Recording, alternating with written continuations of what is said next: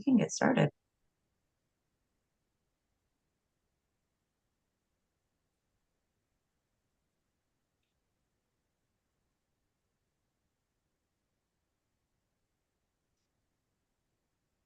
Please proceed. Good morning, everybody. This is a meeting of the NIAA's Rules, Regulations, and Policies Committee on this lovely Monday morning. Appreciate you all hopping on this morning. I'm going to call this meeting to order, 9:02. I'm going to go through roll call. When your name is called, please just say here, present. All right. Reggie Farmer. Here. Cy Frederick. Here. Tammy Habig. Tammy here. I see you there. Maybe not quite yet. I'll come back to her. Ryan Sims. Here. Jerome Reamer. Here. Jim Pace. Here. Jonathan Grandy. Here. Pam Sloan. Rollins Selworth. Here. Myself. Tim Jackson. Here. And Paul Anderson. Here. Thank you. All right, moving on to 3, public comment. This time provides an opportunity for citizens to address the committee about any matter not on the agenda. Items raised during this portion of the agenda cannot be deliberated or acted upon. Should a member of the public wish to speak on a matter not listed on the agenda, it is asked that said person please complete a green public comment card and submit it to the committee chair prior to the opening of this item. Members of the public who have submitted public comment by email will have their email read into the record. A limit of 3 minutes per person and or 5 minutes for the spokesperson of a particular group may be imposed. It is requested that comments be directed to the committee as a whole. Comments that are determined to be irrelevant, repetitious, offensive, inflammatory, willfully disruptive, or deemed to be personal attacks will not be permitted. I did not receive any emails. I have not gotten anything from anybody on the committee that anybody's received anything. Is there anybody in the office, Tim? Just me. Just you. Okay. Seems at this time we don't have a public comment, so we can go ahead and move on to 4, the approval of the October 21st, 2024 meeting agenda. This is for action, so I'm looking for a motion, and we can move forward. I would just ask that it's flexible in case we need to move around a little bit depending on time and everyone's wishes.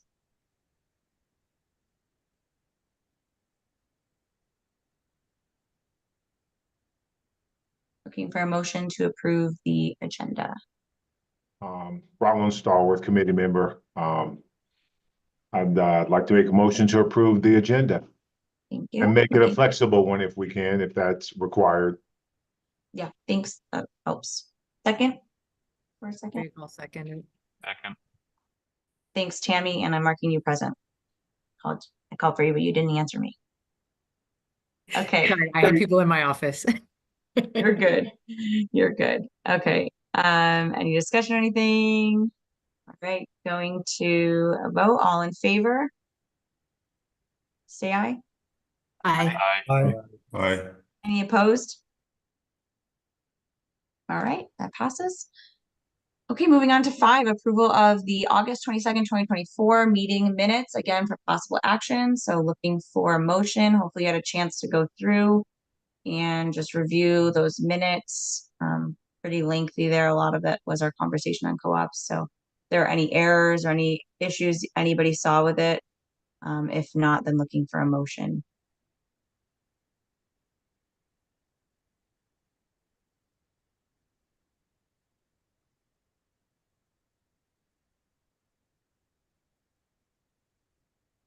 I'll go ahead and make the motion, Rollins Stallworth, committee member. I'll make the motion to approve the minutes from the previous meeting. Thank you, Rollins. Looking for a second? Jim Pace, I'll second it. Who was that? Sorry. Heard a lot of voices. Jim Pace. Thanks. All right. All in favor, say aye. Aye. Aye. Any opposed? All right.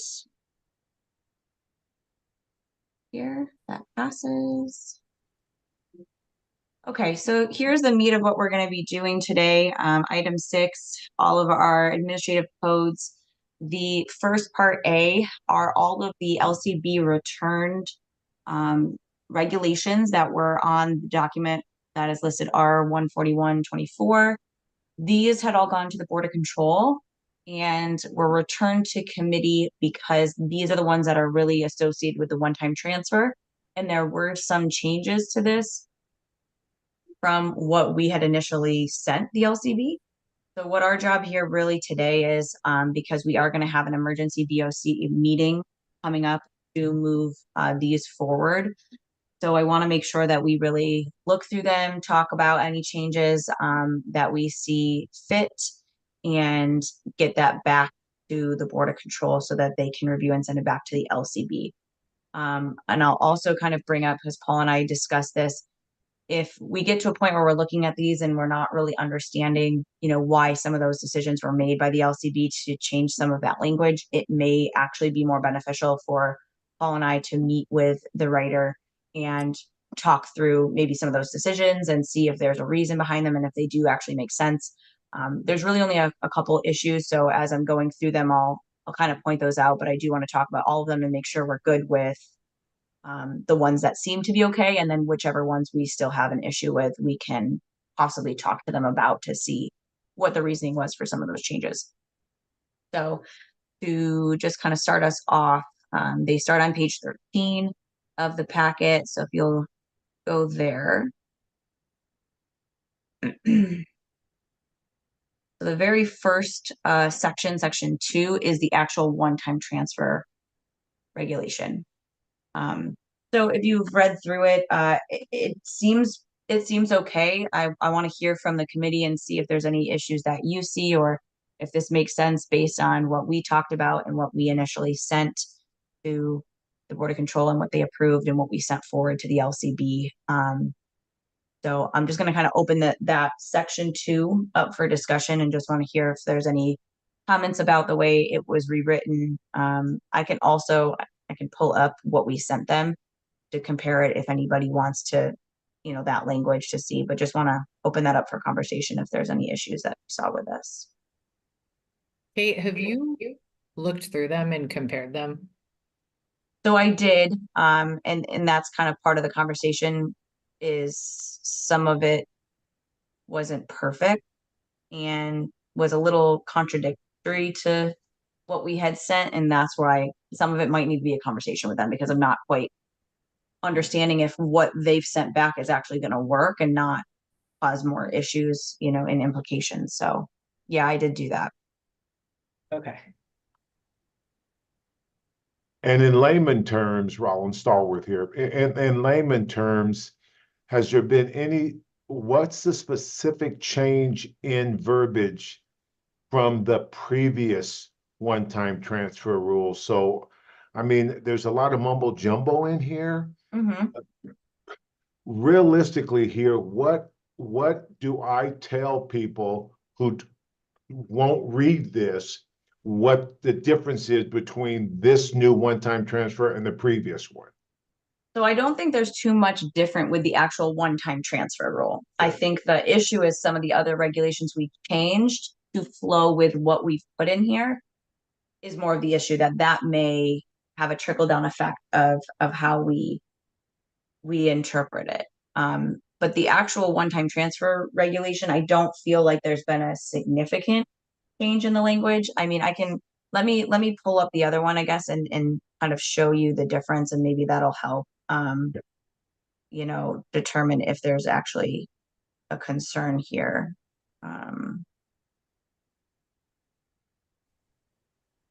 Kate, could I just jump in real quick? While I'm pulling that language up. Okay, so this is Paul Anderson, the legal counsel. If you look at section 2 that starts towards the bottom of what we've numbered as page 14, and then it goes about halfway into page 15, the subsections 1, 2, 3, 4, and 5. That is the rule that we agreed on, Rollins, that we sent to the LCB. So as Kate was saying, that is in fact the one-time transfer rule, and it's accurate as to what we had sent, what we had agreed to submit for our one-time transfer. The problem we get into is the effect that the one-time transfer has on a lot of the other regulations, particularly if a student's transferring a second time, or just all the various variables. And they also made some changes to some of the existing regulations that we have now, moving some portions around to other regulations. And so that's where I think some of the confusion comes in. But the actual rule is pretty straightforward in section 2 there. It's just after that, we got to make sure everything jives with section 2. But the major change though is that the one-time transfer rule gives any kid at this time varsity eligibility. Yeah, they get Okay. varsity eligibility. Yeah. Yes. So because when you used the term one-time transfer rules before, it didn't automatically give a kid varsity eligibility.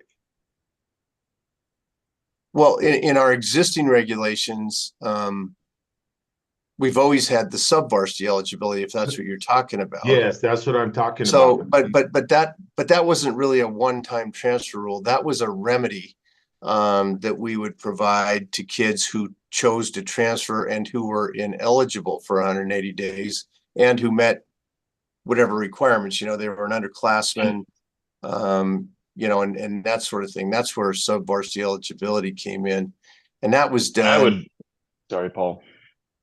Anyway, that was the reason for that. That we never had a one-time transfer rule, so to speak, until this that we're looking at now.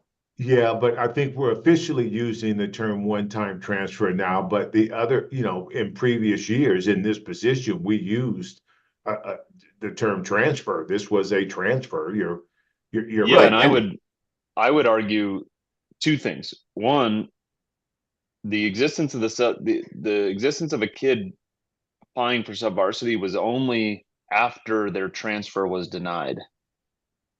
Usually, Right. anyway.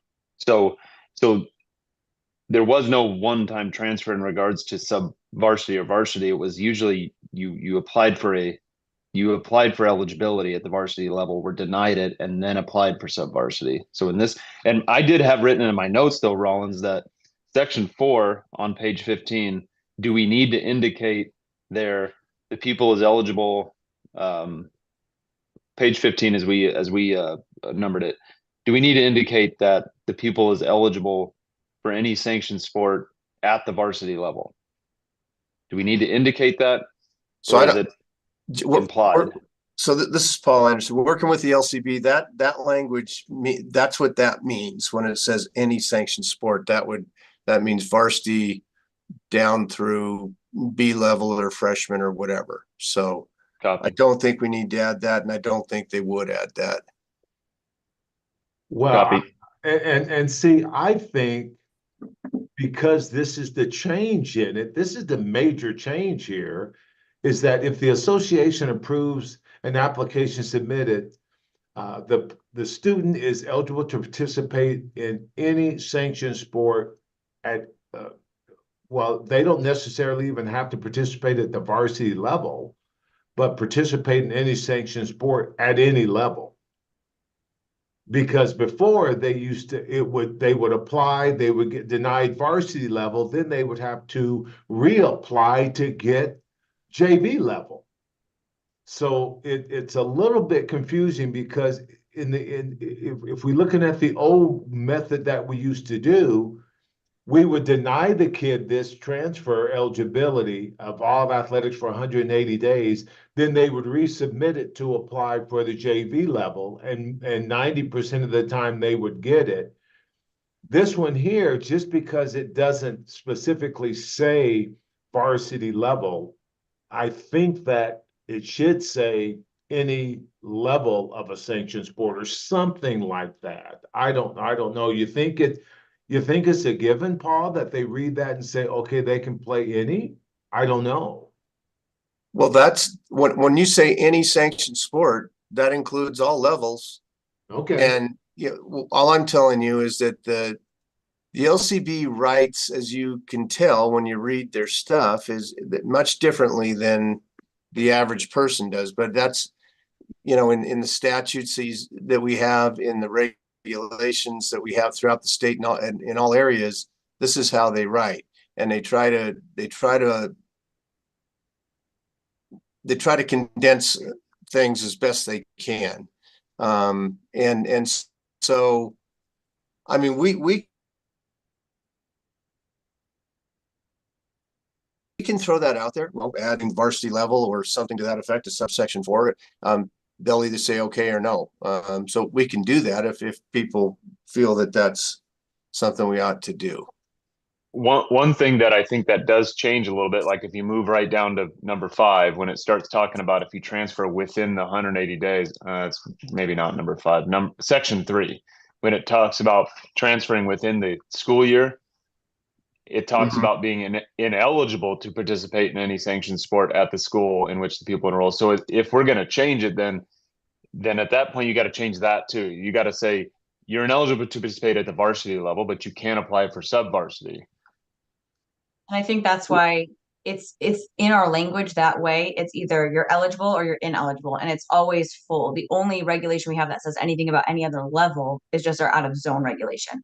So I agree with you, Sai, that I think if we go and change things that talk about level or all levels or anything like that, there's a lot of places where we talk about eligible or ineligible that would probably need to be the same. So I think it's a given, Rollins. I don't know that it's necessary to specify that. I think when we see the word eligible in any sanctions sport, we know that means all levels. okay, I'm okay. I'm just trying to play devil's advocate a little bit, because when parents and people read this and they see that, because they're gonna, hopefully when they look through this, they're gonna understand that at some point, and regardless to what time that transfer takes place, there is going to be some misunderstanding on another transfer regarding eligibility and what level they're playing on. And I like that this says the one-time transfer, because basically what's going to save us is that we can identify, hey, this is your second transfer, this is your third transfer, this is your fourth transfer. So we can have those numbers. So the great thing about this is the one-time transfer terminology, I guess, is the key. So just to go back real quick, as far as our language that we sent, we had 3 subsections. The first one just said basically except as otherwise in subsection 2, which said you can only do this one time. If you transfer for enroll for the first time or transfer to a school, you're granted a waiver to our ineligibility rule, which is very similar to what they have in 1. So that looks good. Subsection 2 of what we sent them was all about the not more than once, which they have moved that down just a little bit further, which is fine. They've added in some language about applying, which again, that's common language that we have. So I think that one's fine. And then the only thing they took out, our subsection 3 was very specific about if you then transfer again, you're ineligible in anything you rostered in for the past 180 days, that for another additional 180 school days. They took that language out because 5, as you can read here, just basically says they're ineligible per 716. So that language that is in 3 that we sent them is already in 716. So repeating it wasn't really necessary. So I think those were all good changes. I don't personally have any issues with the way they rewrote the one-time transfer. I think it's a little bit more clear than what we sent them. And I think that makes sense, and it's as we intended. So I'm good with that. Does anybody else have, I think that's a good conversation about the level piece. Does anybody else have any other suggestions or issues, comments about just section 2, which is the one-time transfer, just that section? Section 2, subsection 2, it talks about the approval submitted pursuant to subsection 1 must be submitted on a form approved by the association. So I know from like my experience with dealing with transfers, there have been a couple instances where I've had parents like going on the NIAA website and getting a form that we don't use anymore. Like it's all done on Activate. And so I'm just wondering, like, is there room to add in there anything about electronic, or I don't know, within the system or something that doesn't imply that it's a downloadable form that they're trying to submit somewhere. Unless we're doing that for the transfers, then it's fine. No, and we're not. And we did update language. Let's see. So in 702, we did update. That's a great point, Sai. This is how we updated 702. This is about the registration of a pupil. It says a school shall ensure that each pupil who attends a school registers with the executive director. The registration must be completed. We changed it from on a form to through the process approved by the association. So I think that's a great point. That is something that they added that we did not initially have in there. So to be consistent with how we've updated 702, I think that would be a good change to make. So instead, it would be an application submitted pursuant to subsection 1 must be submitted through a process, I think. Yep, through a process. Kate, what page are you reading that from? 702 is not on this page. I was just reading from the actual regulation that we already Oh, have. okay. All right. I'm looking for 702 and I don't see it. Yeah, no, 702 has already been 14. approved, Okay. by the board, by the LCB. Alrighty. It's sent back. So, but that language should be consistent. So I do think that first sentence here, instead of saying on a form, should say through a process approved by the association, just to keep that consistent. Thanks. Okay, anything else? That's a great point, Sai. All the way, I don't know. We're only talking about section 2, right? Just 2 right now. Yep, just the one-time transfer. Okay. Yeah, Okay. 3 is the different regulation. That's how they kind of set it up, is by sections, by regulation, if that makes sense. Okay. Paul, should we go, because there's so many regulations in here, we have like 7. Should we go one by one to kind of decide what, if any, action we want to do on a particular regulation?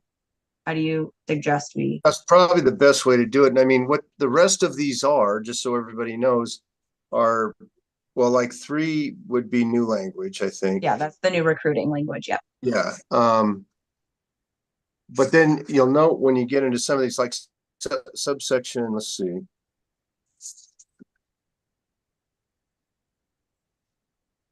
Okay, like subsection 4, if you look on page 16, that's going to be how NAC 385B 712, as we have it now, is amended, dealing with residential affidavit. And it actually goes down into page 17 and gives a definition of what that is. And then so on. Subsection 5 deals with how the current 385B 716 is being amended and so forth. So that's what you got to keep in mind, and that's what makes this regulation, as we look at it right now, kind of confusing, is it's actually addressing a lot of different regulations that we currently have so that they are consistent with the one-time transfer rule, if that makes sense. Anybody else? Any comments just solely on the new one-time transfer reg? Any issues, comments, concerns? Okay. I'll just give my final 2 cents on it. I think the rewrite is good. I think the changes that Sai brought up regarding the process, that's a great addition change that we need to make. So it's consistent with the way we've updated 702 and obviously our new system. We're not using forms, so that helps there. Outside of that, I do think that this one-time transfer rewrite was good. So that's my 2 cents on it. So at this point, I think we'll go regulation by regulation. And if there is a motion to move forward, it's either sending it back to the board for their review before they send it back to the LCB, or if you feel that we need to bring it back, for another meeting before they meet in November, if we don't feel like it's ready, or if there's other changes you see fit. Otherwise, we can move forward with it if we feel it's ready. So just looking for a motion on where we want to move it.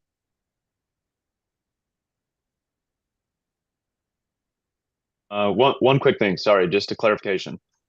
So number 5, any subsequent transfer of a pupil to whom the association grants a waiver pursuant to this section is subject to the presumption of ineligibility set forth in 716. So if I'm a student who's transferred once already before this was instituted, that does not count.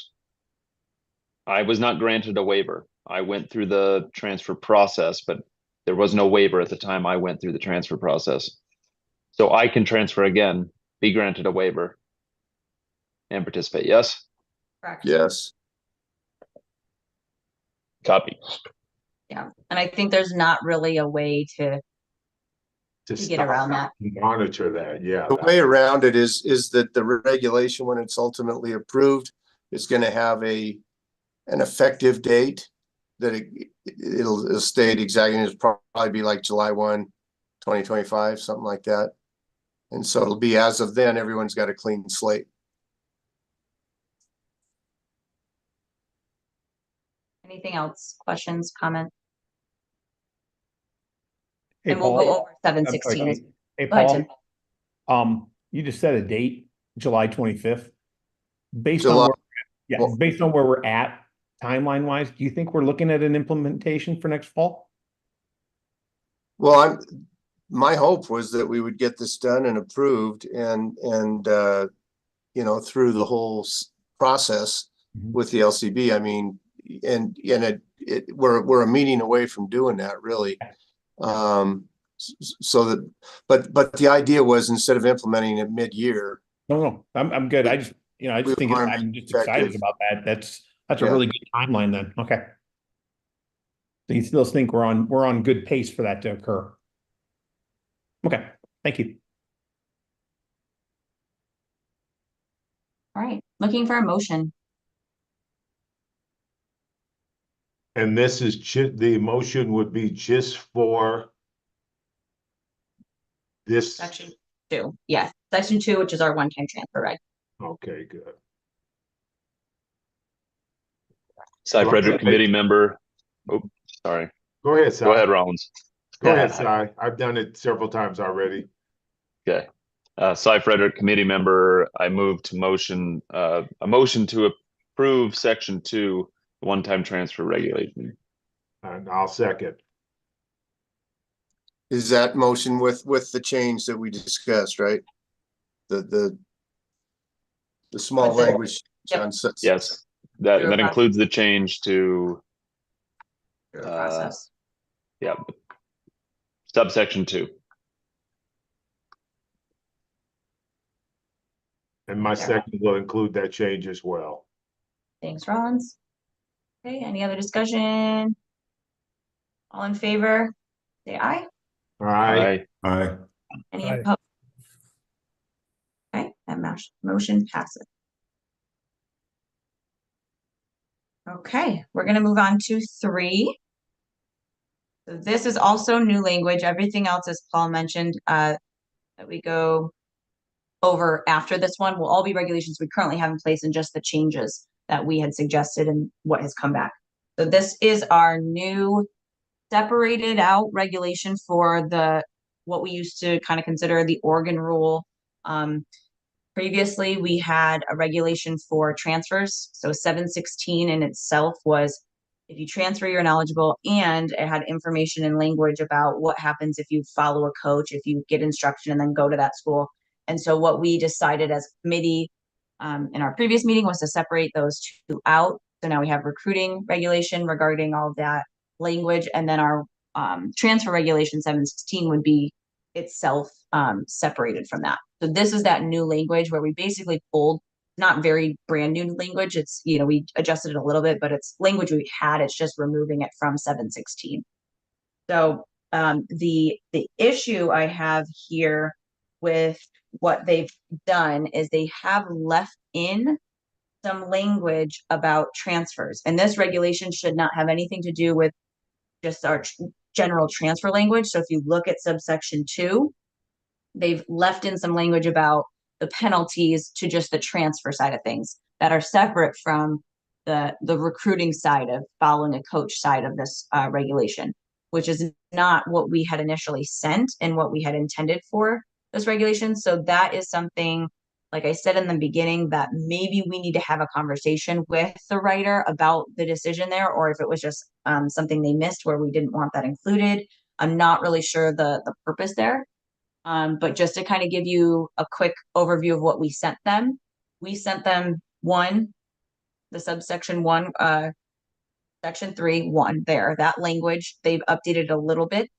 And then A and B is pretty much exactly, for the most part, as what we originally have in that regulation. So just basically 1 is what we sent them. And we did not include any language that is from 2 on that they included here. So that is old language that was in 716 that we had removed. So that's my concern here. Let's talk about it. Any other conversation about this. I don't think that that's the intent of this regulation. We want this to strictly be about participation with a coach that you've recently had some interactions with.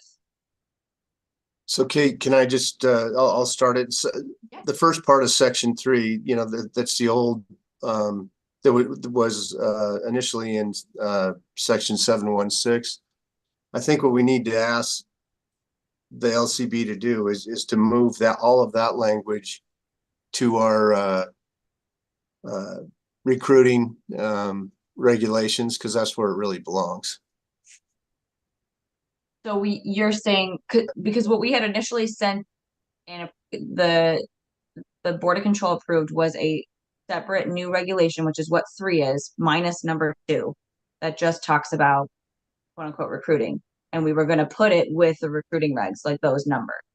That's what I meant. Yeah. That's what you're saying. Okay. But the issue is 2 is contradicting to what we want our new one-time, or not our one-time, our new transfer I regulation. agree that number 2 shouldn't be a part of Yeah, it shouldn't be there. on above. Yeah. Yeah, because the rest of it is what we wanted. We just don't want to have anything to do with just our general transfer regulation in here. So are you saying we're gonna move A and B out of this? No, we're gonna, Section. that language will stay, Rollins. It's just going to be moved to a different part of our overall regulations so that it's not in the transfer regs. It's going to be more in the recruiting and undue influence. Okay. Yeah, and I think that was our initial, we had titled it, like what the regulation is participation of people in a sanctioned sport prohibited. And then it was just about, like, yeah, it doesn't have to do anything really with transfers outside of the fact that if you transfer after doing this. So yeah, I mean, Paul, what is your suggestion on what we do as far as, do we just send this back to them and say, we just want to keep 1, remove 3? I think, we got to just ask that number 1 be moved, like I say, I don't have the reg sitting open in terms of where the recruiting and that is, but it's 3 something. But then number 2, I think, needs to stay. And the reason they had that was our initial rule in terms of transfers, that you're presumed ineligible, and you still are if you transfer, even with the one-time transfer rule. But then if you apply for the waiver, the one-time transfer rule, that's how you rebut the presumption of ineligibility. So that still, to me, makes sense to keep that. So keep it within this regulation though? Because this regulation was a new regulation we created. That language is still in 716. Right, and I think, that we just have the discussion, where is that going to go exactly, just so that it's making sense, as you follow through the regulations as to how you ultimately apply for a one-time transfer and what the effect of that is. You see what I'm saying? I mean, 716 was the beginning of the transfer rules, right? No. Isn't it?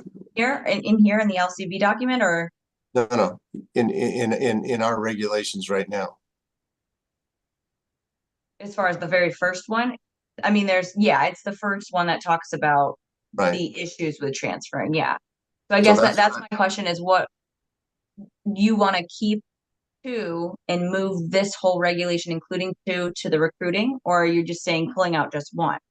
No, 2 would stay within the transfer regulations. Okay, so what I'm saying is then I don't know that we need 2 at all. That can be removed because we still have 716 that states the same thing. Okay, and I think we can just point that out to them, just say. Okay.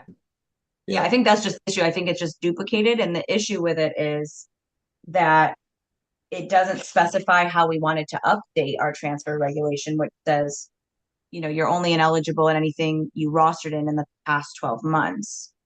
That is not reflected in 2. So now we have 2 regulations that are talking about what your penalty is for transferring that are conflicting. So I think it was just, I want to think it's just an oversight that this wasn't removed from that regulation because they probably looked at what we originally had. So to me, Right. 2 and 3 probably could just go away. And then, like you said, this one regulation with just subsection 1A and B is moved to our recruiting regs in 300. Right. Again, Kate, you said remove what? If we were to remove 2, because this is our transfer rule, and we have already adjusted our 716 transfer rule to just read basically that language with some additional changes that we wanted to do, where we just are looking at what you rostered in the past 12 months. So this is conflicting with that, and I don't think it has anything really to do with the recruiting regulation, because this is a brand new reg that we just wanted to be about.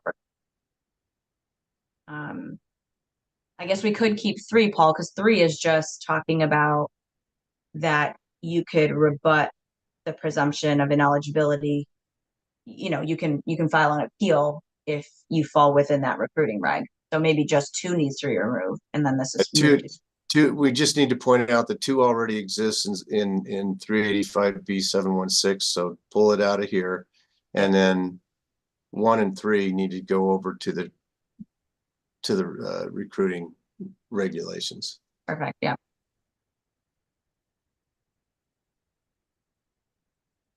Is everyone following? Any other questions on that? So again, this is our language from our old 716. Go ahead. Bye.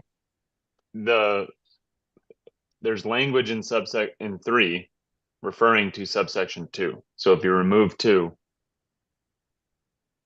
it won't be referring to that anymore. Am I reading that right?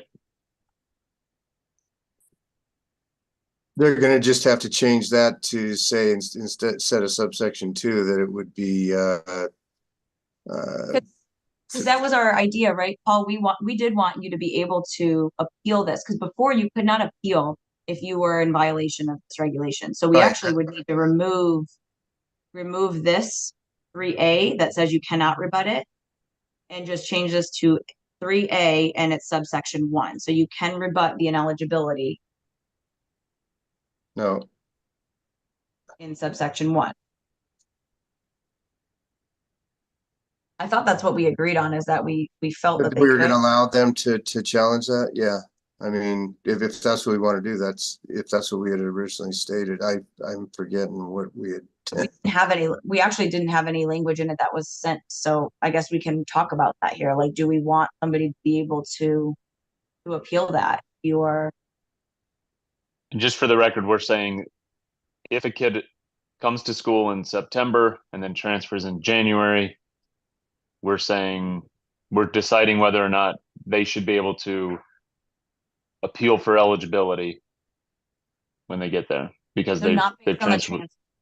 It's just based on if you go to a new school and you've had instruction from somebody that is at that school that you're transferring to. It's really just specifically to that recruiting regulation, not the transfer regulation. We're pulling that new language out. So we're not even talking about transfers right now. We're really, well, kind of are, but we're really talking about if you transfer to a school with a coach that you've had instruction from, are you able to appeal that and basically explain the situation? Because as it is now, you can't, right? You're just ineligible. You can't go to a level hearing on that. You can't even appeal at the level 1, say, here's the reasons why the school, even though that coach is there and I know I got instruction. So that's really the discussion here. Do we want to allow for the ability to appeal it? I guess one of my questions is how how is that done currently? Like how is the NIAA knowing that a kid received instruction from said coach? Evidence, and it's not easy, but rostering, you can see in club sports, if there's a club roster with this coach and these kids, and you can see, their stats from these games, and they participated with that. That's a lot of times when it's happening. Or rostering, let's say that Faith Lutheran's football coach had a roster of these kids, and then he goes and coaches at Palo Verde High School, and those kids then transfer and are on that roster. There's clear evidence there. So that's really the only incidence. And when we have that, that's it. You're at 180 days. There's no explanation available. You can't appeal it. You can't go to a level 2. That's currently how we treat that right. So I guess our decision is, do we want to allow for that? Yeah. So usually what happens on that particular case is school A who lost the kid will turn that into the NIAA's office to school B.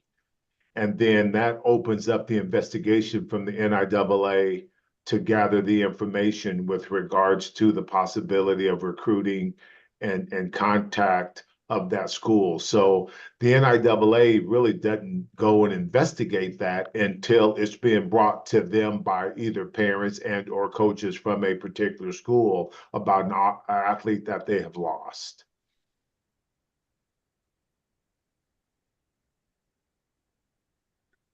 Copy. I kind of in the boat of they should be able to appeal it. I feel the same way. I think there's a lot of things currently or happening now, like with camps and things like that, where there's so many people involved in the instruction of athletes. Like we live in such a more global community, if that makes sense, right? It's no longer like, that the Palo kid is a stranger to me at well, that's a bad example because we're right down the street. But like I like golf specifically, right? Like that is such a small community within the SNGA. So if I do any sort of camp with SNGA or anything like that, I'm now interacting with the Coronado kid in a way that I probably wouldn't have 25 years ago. And so I feel like if that Coronado kid decides to transfer to Faith Lutheran, she should be able to appeal that, like, yeah, I was at a putting clinic and he was there. Like it's pretty standard. It's not abnormal for me to be in contact with golfers around the valley as a golf coach. Yeah, and Si, you're right, and that's an easy appeal process. And my guess would be that particular situation, if that kid were to go to that school and transfer one school to another under that scenario, I don't think that the NIAA would rule against that kid in terms of a hearing if that was available and possible. But I think it gets a little deeper than that. And I hope that this rule will change that a little bit. But I mean, the reality is that we had high school summer basketball teams that were made up of solely players on that basketball team. And then all of a sudden, 2 kids from 2 other schools joined that specific summer team with that coach, which is a lot different than a kid going to a putting clinic with a bunch of people. So there are cases where there was obviously some recruiting taking place and that kind of thing. And I think this kind of opens up the door to at least gives the NIAA and the parents the opportunity to know the difference between the two and then appeal that process. So I'll chime in just real quick, Kate. So we have a regulation that basically says that any regulation that affects a student adversely can be appealed. And then we have a couple like this that say, no, you can't appeal that. It's contradictory. And so I kind of agree with Si and Kate that, you know what, if they appeal their ineligibility on the basis of having followed a coach or received instruction from a coach, they ought to be able to do that and just let the system, the appeal system take care of it. Yes, exactly. And one step further, I think if this one-time transfer rule gets moved forward, it's even more so to the fact that we're not dinging kids as much anymore for leaving one school and going to another for whatever reason they move, right? And if they had instruction from the basketball coach and that's why they ended up going, we're the inherent inside of a move towards a one-time transfer is that we are being less stringent on why a kid moves from one place to another, at least once. Exactly. That's right. Yeah, John Grandy for the record, but yes, but also we got to be careful not to open that door to recruiting, and that's one of the concerns about the one-time transfer. And I think I agree listening to this, and I was saying no, we shouldn't appeal it, but listening to the conversation, I'm leaning towards yes. But we need to make sure that that transfer in that situation still meets the qualifications of a hardship, and that it wasn't just because I played for the coach over the summer and I liked the coach better, because now we're opening that recruiting pathway. You're exactly right. I think that's Yeah, why we and have I to. guess We're not go getting ahead, rid of it. Kate. We're not saying that you transfer because you like a coach and you were, coached by them. That's why the transfer is still staying here. But I do think that there is, like Sai's example, there might be a situation where they didn't even realize you were the Faith Lutheran coach, and you're like, oh, that was great. I got good instruction at this little camp. And then they're like, okay, next year I want to go to Faith, has nothing to do with Sai. And then they end up and they're like, oh, I didn't know you were the coach here. They could be in violation of this regulation and not even know. And there could be some clear evidence that they had no idea, that we could say, yeah, you are in violation of this regulation, but the hardship is you had absolutely no idea that's actually where he coached. And you just ended up at the same, something like that. So, but I think Grandy's right in that this regulation has to continue to exist because the one-time transfer is not allowing you to transfer because you're being recruited.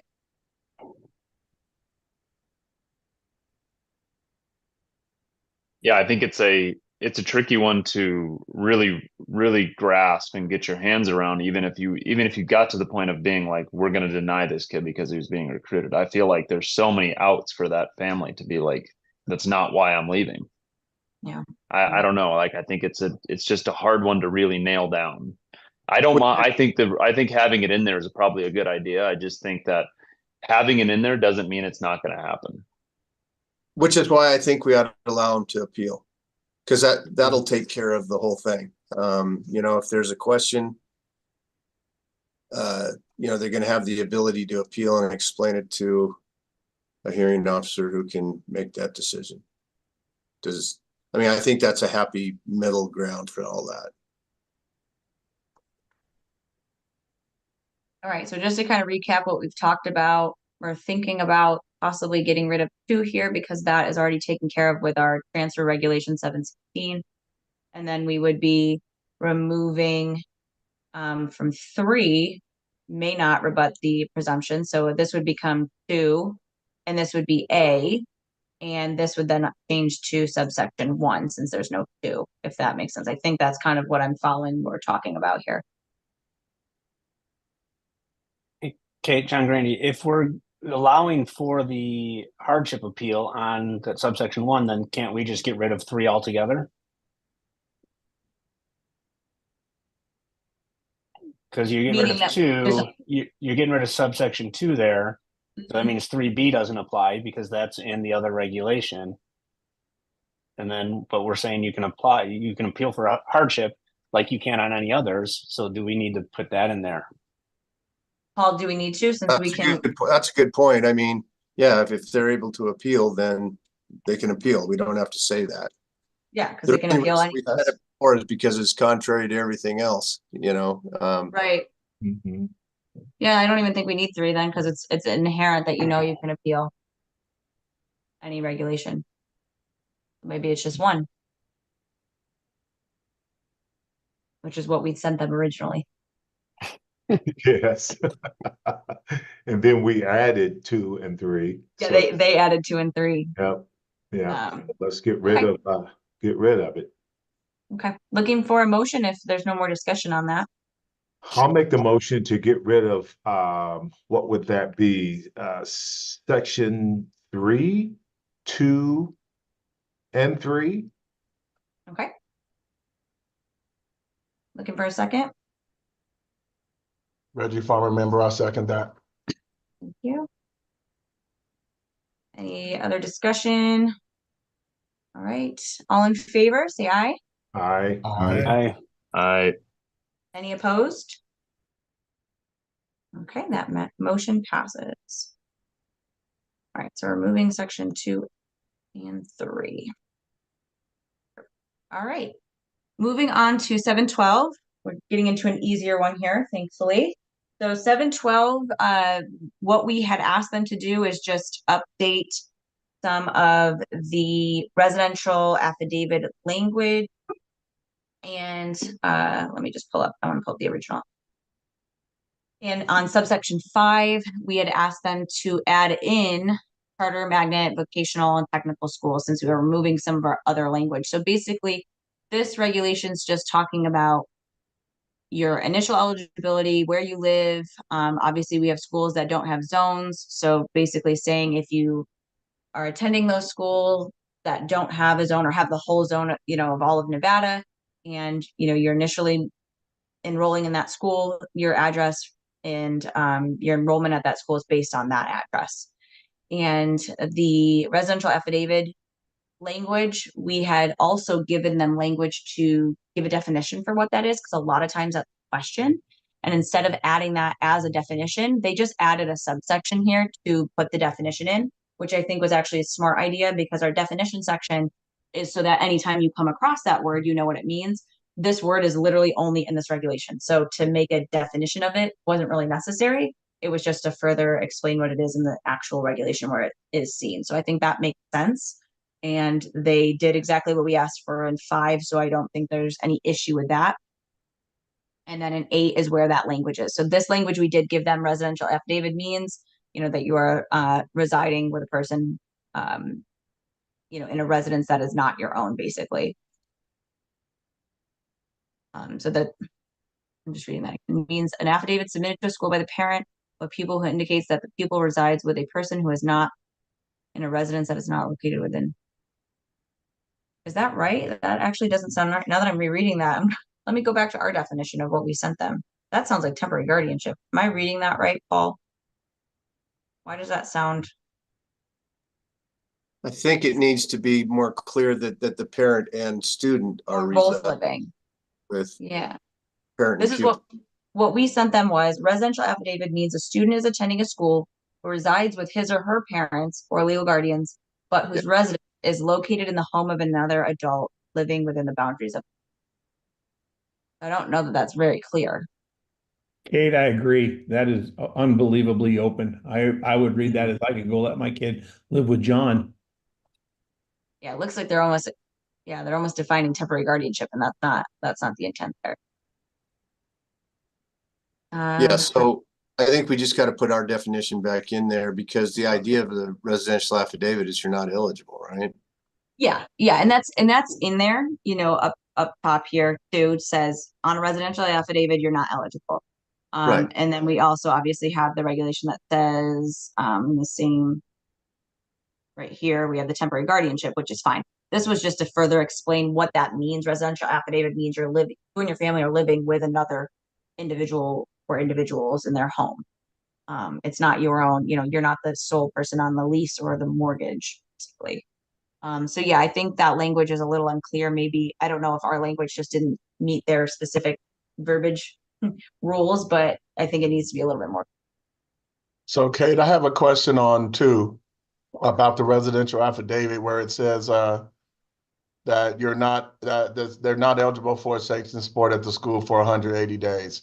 So if I'm a 9th grader and I come to town and I'm living at Jack's house, then the following year I'm okay to play now? Yes. Just that first year that I come to town, I'm ineligible. Yeah, the first time you transfer to a school, yeah, on a new residential affidavit situation, you're Okay. out 180. Okay. Other questions, comments? I just think, Kate, so the definition, the second line there, it's by the parent or legal guardian of a pupil, which indicates that the parent or legal guardian of the pupil and the pupil reside with. That is how that should be.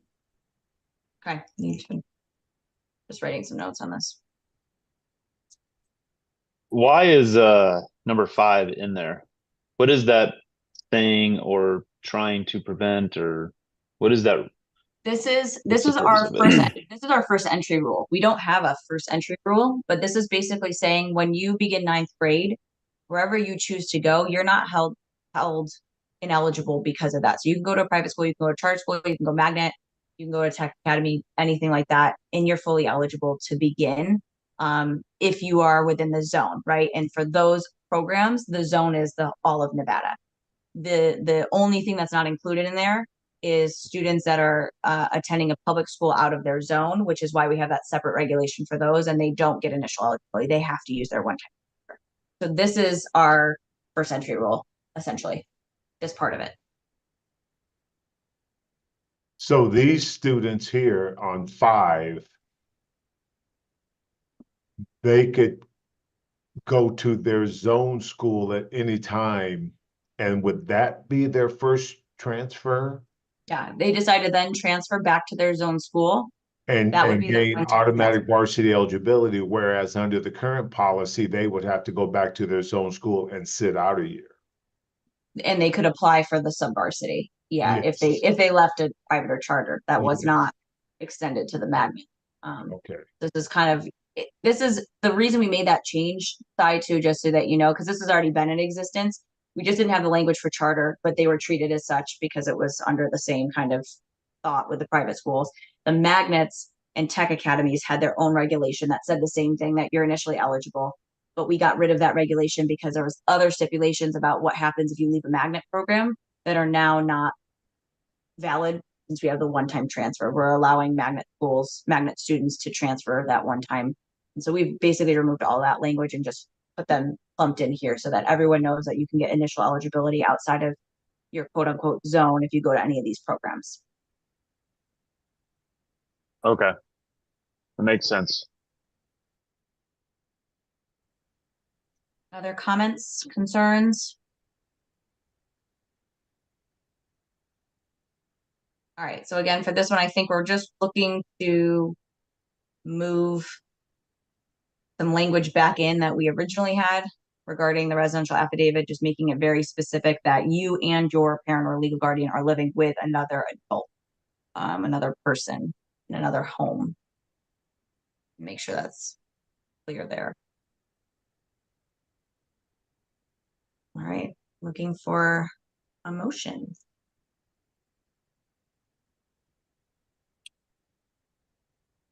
I'll go ahead and make that motion to see which one. I can't see the numbers on my screen here. This is we're in section 4. Section 4. And 8. And are we getting rid of? We're updating that language. Updating the language in section 8? Correct. Thank you.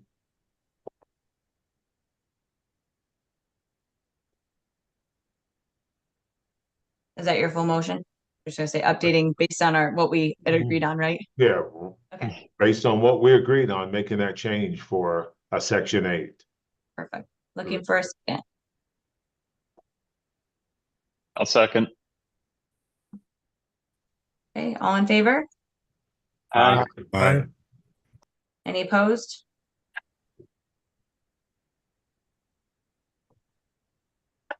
All right, so we will make those changes. We'll just basically send it back very similar to how we originally sent it to them. All right, section 5, this is our transfer regulation. So that's what we were kind of discussing earlier with the new recruiting rule. We had separated it out so that this was only talking about just what our transfer rule is, and the recruiting stuff was put in the recruiting regulation. So as we had sent it to them, just so that I can kind of give you a little bit of that language, make sure it looks good to everybody.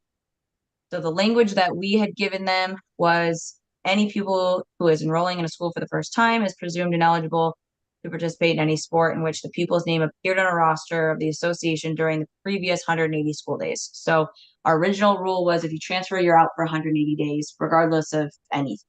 Now we would like that any transfer, and this is, we're looking at any transfer past your one-time transfer. Your one-time transfer gives you that full eligibility. If you transfer again, your penalty is that you are out in any sport you rostered in the last year at the previous school.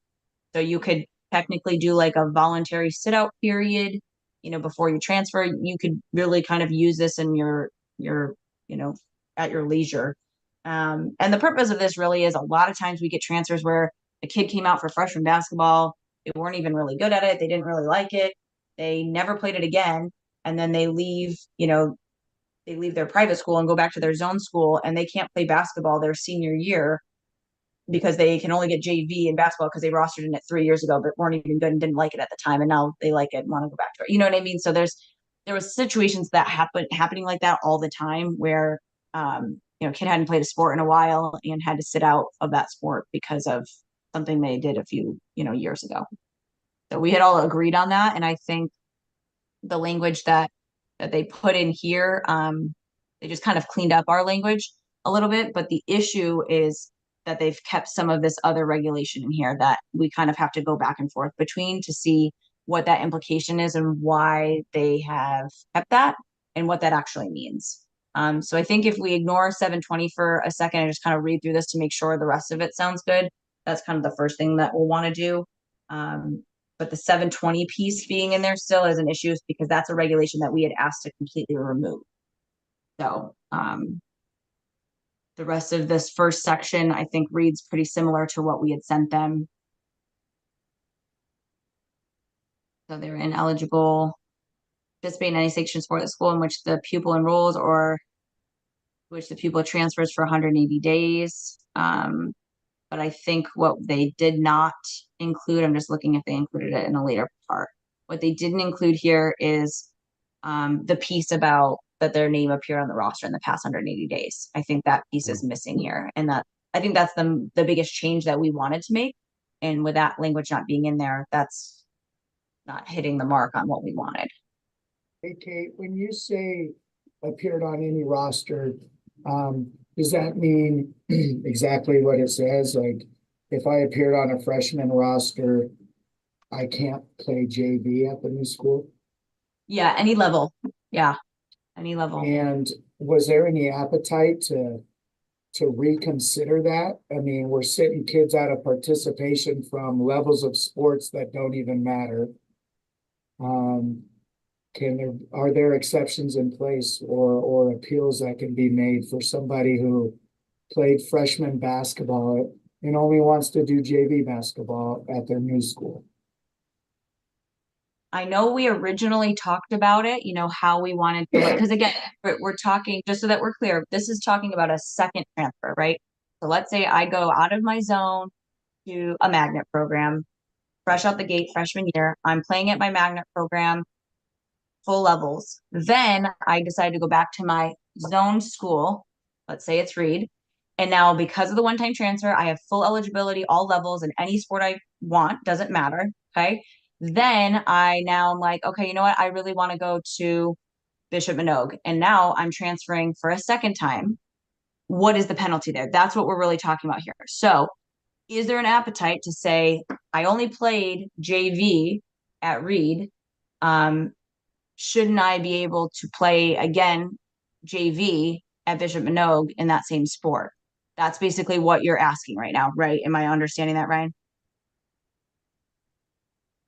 Yeah, I just think, with participation being kind of one of our priorities in a level that we're not playing any championships for, I just don't know why we want to govern that so closely.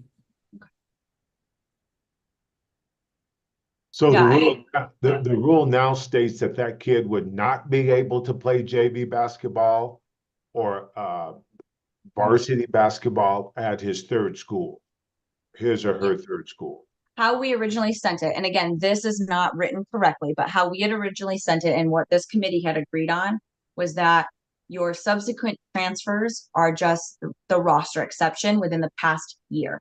So Yeah. anything you rostered in on any level in the last year, you can't play with at Okay. your third school. Okay, at your third school. So if they had played freshman at their first school, went to their second school and wouldn't play JV, or would they? They get anything they want because that's one-time transfer. Okay, and then they go to their third school just because they played basketball their freshman year, they would not be able to play at the third If school?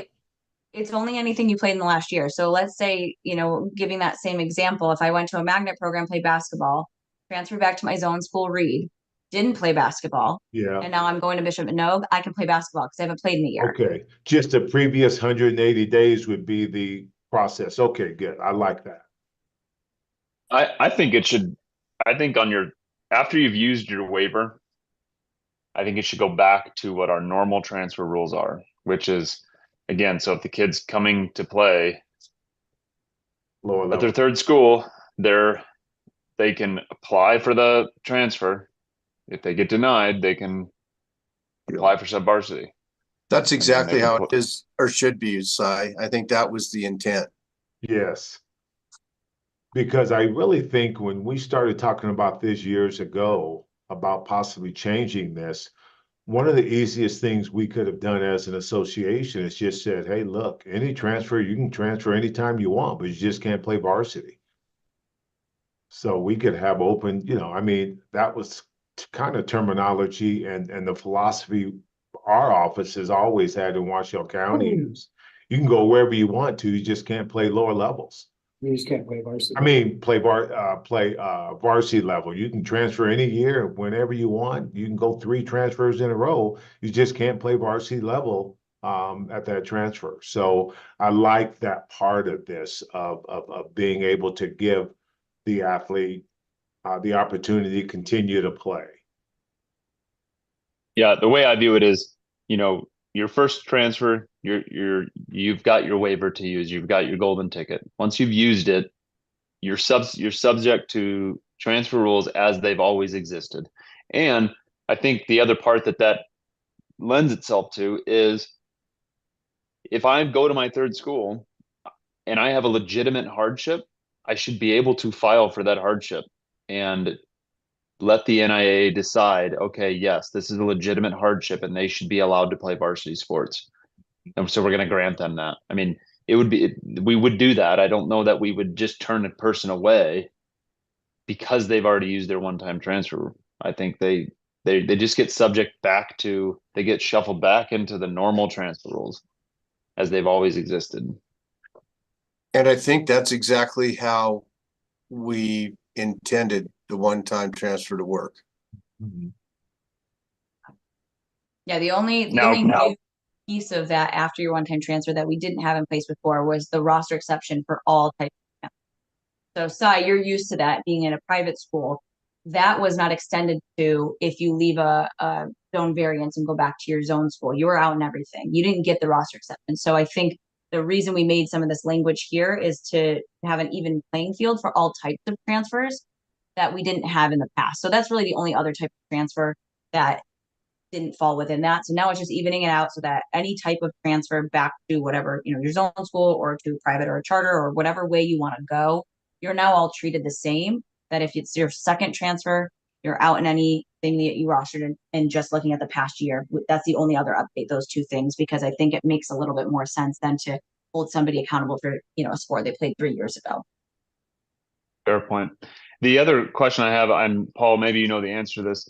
Is the LCB going to push back on anything that may create appeals again? Because as I understood it, this is kind of the impetus for all of this was we're tired of hearing appeals on transfers. So create something to get rid of all of this, or we're going to create it ourselves. So if we put something forth that says, if you transfer once, you're good, but once you transfer again, you're subject to all the appeals and everything like that, are they going to push back on that? The LCB won't. That doesn't mean though that an assemblyman or senator might want to introduce a bill, which is I think what you're saying. But I think that's where, education of them, once we get our rule kind of ironed out and in place here and showing them why we have that, I think it makes sense. And I would think that we could convince most people that, we're giving them one time. It can't be just open-ended because that will just create chaos. And I think most people would agree with that. But Yeah, can I guarantee that? No. Well, and I think we have to do a better job of educating the community and educating the environment in which we're dealing with regards to, hey, we also have to protect kids that go to their school they're zoned for. And that open public education should provide an opportunity for us to at least somewhat protect those kids that are going to their zone schools that possibly want to play.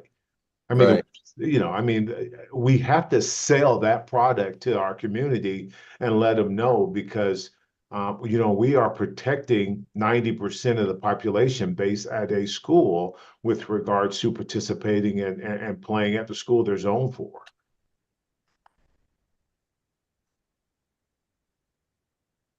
I just want to bring up a couple more things with this regulation again, ignoring the 720 piece. Subsection 1 clearly is not as we sent it and as the board had approved it and we sent it forward. This needs to be updated based on the language we originally sent. So I think this is one where either Paul and I need to meet with them and talk to them about it, or just we resend it with that original language. And then if you move down to the rest of the sections, again, this is all 716. This is all stuff that was not previously in it, not what we had sent them. It's talking about appeals again here, which I don't think is necessary because it's inherent that you can appeal. So I don't know that we need that language. It looks like they just kept that in there because that language was there from the recruiting side of this regulation. And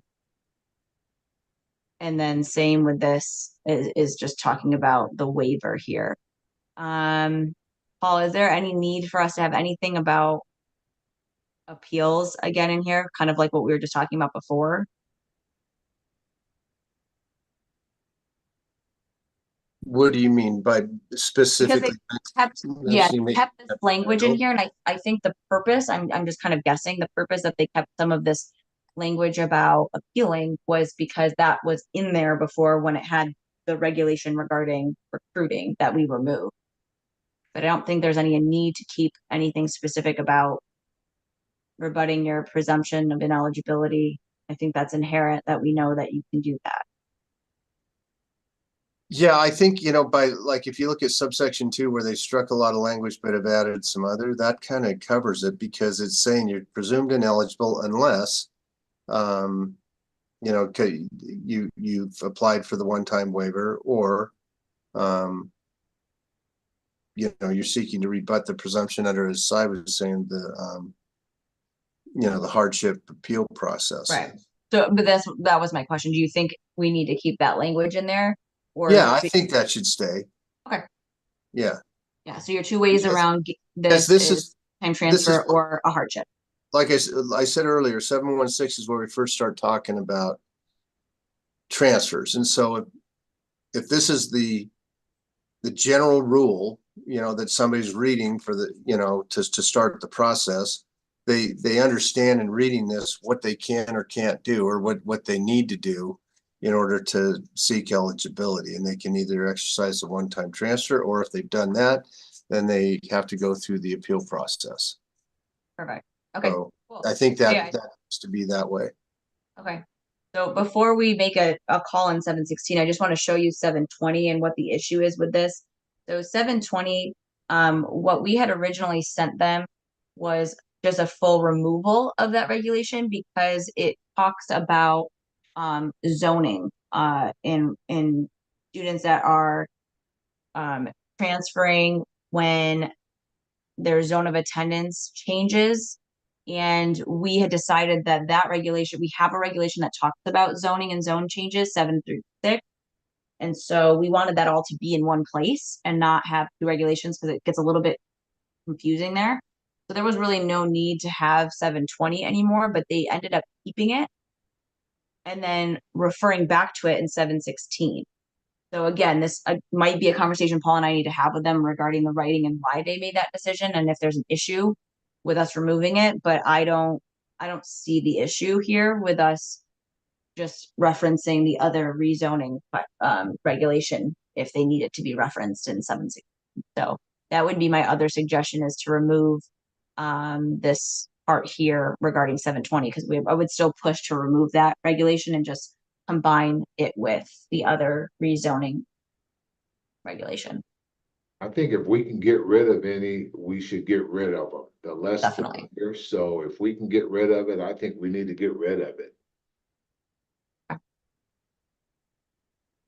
Any other discussion on 716 and where we want to move with this?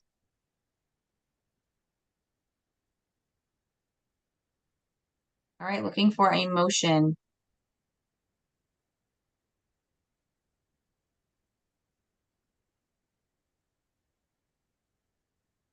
You almost need to write these down so we can remember everything you're saying with regards to the motion. But I definitely want to make the motion to get rid of 720. Okay, And that will be included with the revamping of what, 716? Rewriting of 716? yeah, rewriting of 716 basically to be what we originally sent is all we Yes. really need to do there. Okay. All right, looking for a second. We're removing 720. So it's kind of combining these two items, 720, which was that zoning language, and moving that into its appropriate spot. And then just rewording some of 716 based on what we originally sent. Looking for a second. I'll second that, Kate. Thank you. All right, all in favor say aye. Any opposed? Okay, passes.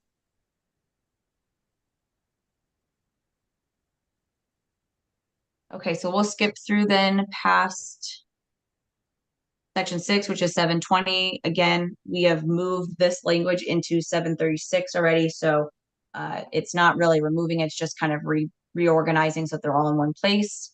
The next issue we have here is 728. In a previous LCB document, we had asked for 728 to be removed, and it was on there, and they removed it, and the board approved the removal, and it was sent back to the LCB. So I think this was just an error that it was showing up on both places, because I know we sent them a lot of regulations and they were trying to organize them into what made sense. But this regulation should just be removed. That's what we had asked for. And like I said, it was already previously removed and approved. So I would just really, I mean, any conversation on that, and then if not, just looking for a motion to get that removed again. I make the motion to remove it. Okay, looking for a second. Second. Who was that? Sorry. Aye. Committee Thanks. member Cy Frederick. Seconds the motion put forth by Rollins Stallworth. Thank you Committee very member. much. Appreciate it. All right, all in favor? Say aye. Aye. Any opposed?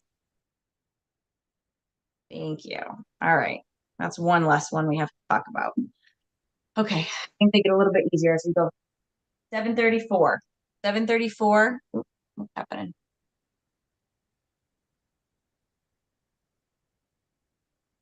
Okay. Give me a second. Let me figure out why the rest of this is not downloaded.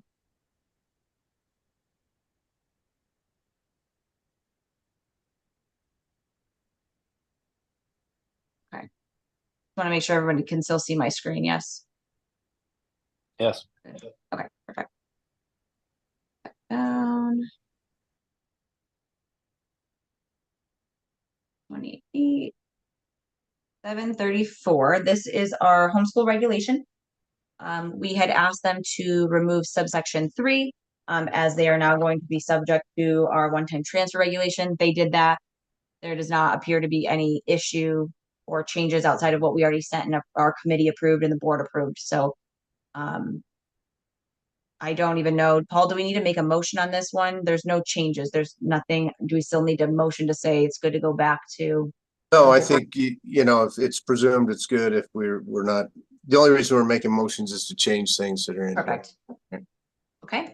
So unless anybody saw anything, speak now or hold your peace on this one.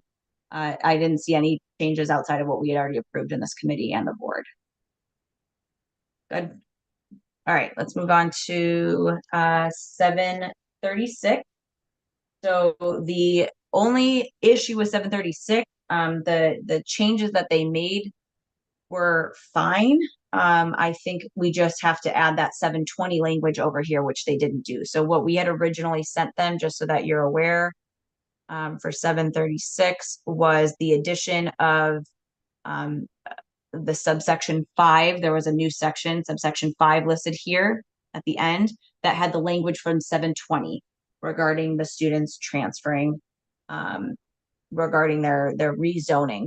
And that was really just to combine those two regulations so that we didn't have things about rezoning in two different places. So I think, again, the motion here is just to go back to what we originally sent them and was approved by the board, and if need be, have a conversation with them about their reasoning with the changes that they made. Any discussion on that?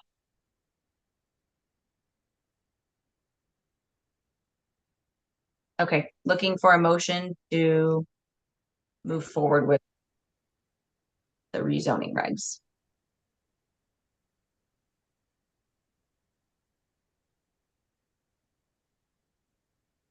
I'll make that motion to make that change. Thank you.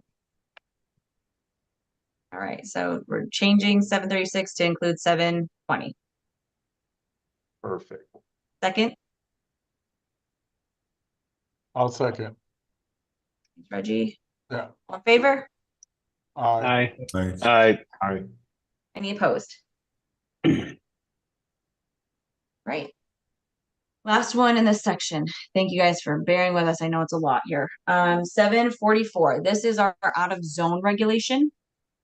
So a student that in a public school situation, they're attending another public school out of their zone.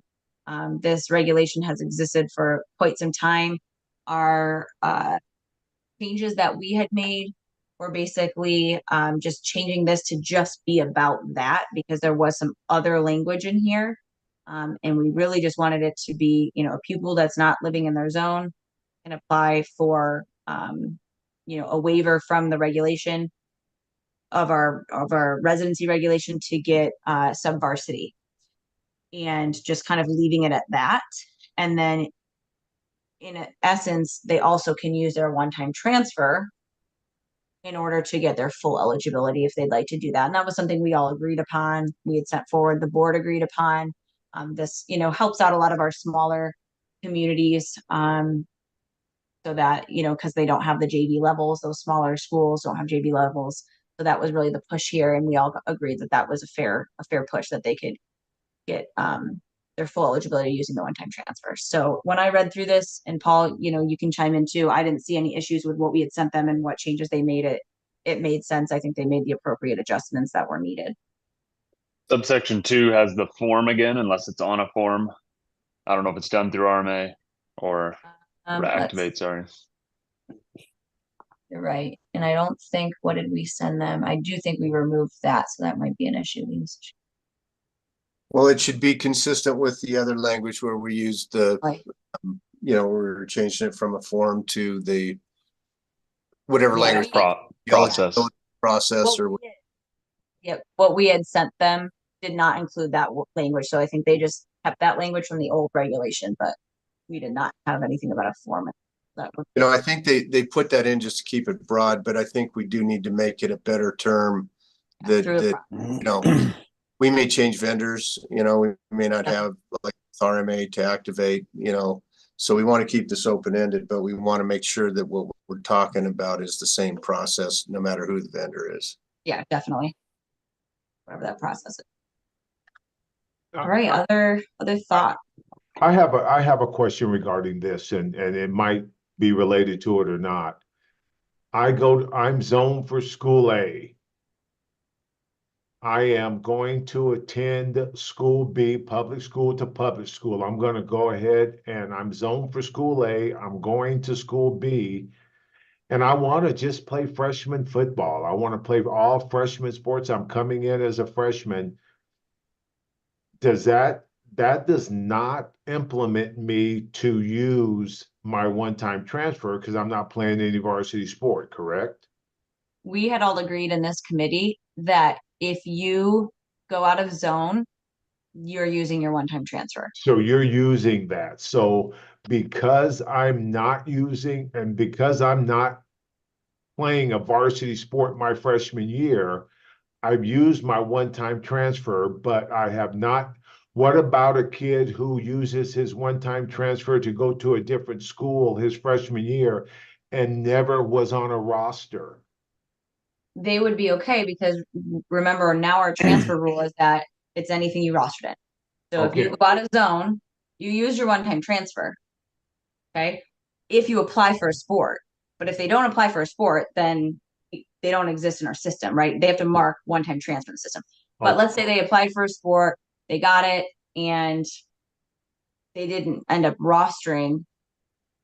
I would say they still have used it because they applied to use it, even if they didn't make the team. And then if they didn't make the team, when they transfer again, they still get their eligibility because they didn't actually make the team. So they're Sure. covered on both ends. Okay, so the one-time transfer is a one-time transfer. The term one-time transfer doesn't really require athletic participation unless your name appears on a roster. Yeah, because our transfer rule now is you can transfer, and if you weren't on a roster, you're good to go. So you know what I mean? You're protected in Okay, that sense. Yep. alrighty, thank you. Yep. So just scrolling through to show you kind of the rest of this. They just kept a lot of the language again with what we had originally in this regulation, which we took some of this language out. But I don't think anything that they kept was a huge issue. Just kind of seeing if there's anything else anybody had on this. I'd like to approve these changes in this regulation. Is that 744? Yep, 744. Thank you. Looking for a second.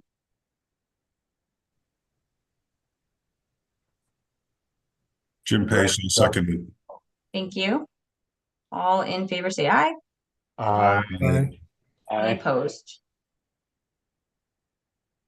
All right, that passes.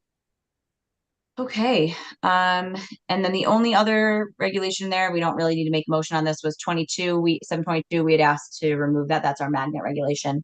That was approved by the board. They're good with it. So that's been removed and no issues there. So we won't even need to address that. Okay, moving on to the next LCB document. This one, we're really just looking at some dropping program language. I'm actually going to have Tim, if you are prepared, to speak a little bit on this. There's been a request by both Tim and the board to get some protection language in there for our small public schools regarding our dropping programs regulation that they had been working on. Kate, would you just go down to just below where it, right there, 3.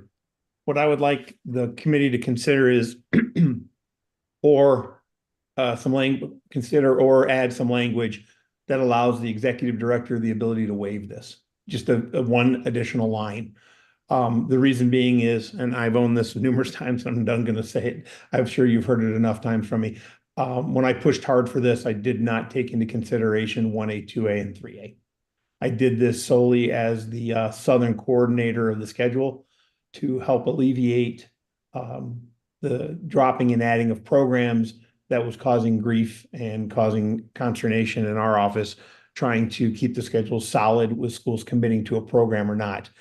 There was an inadvertent casualty of this, and seeing the error in my ways, I'd like to fix this as one of the primary functions as the executive director, is to right the wrongs that the knucklehead who pushed hard for this, being me, didn't see coming forward. So I would like the committee to add something in there that just basically says, or at the discretion of the executive director, or maybe waived by the something of that nature, to allow us to exempt the school from this when necessary. And likewise, I think we would be able to use this in our smaller sports in our larger divisions. I'm going to go to Cheyenne Golf. Cheyenne Golf dropped golf, found a coach, wanted to be a participant. Technically, they'd be out for 5 years because it would be this cycle and the next 3 years. That's a kid's entire high school career. I don't think the genesis of this was bad. I think it allows us the flexibility to enforce a regulation on a school that's gaming the system. But at the same time, it doesn't allow us the flexibility to right or wrong. That's my 2 cents.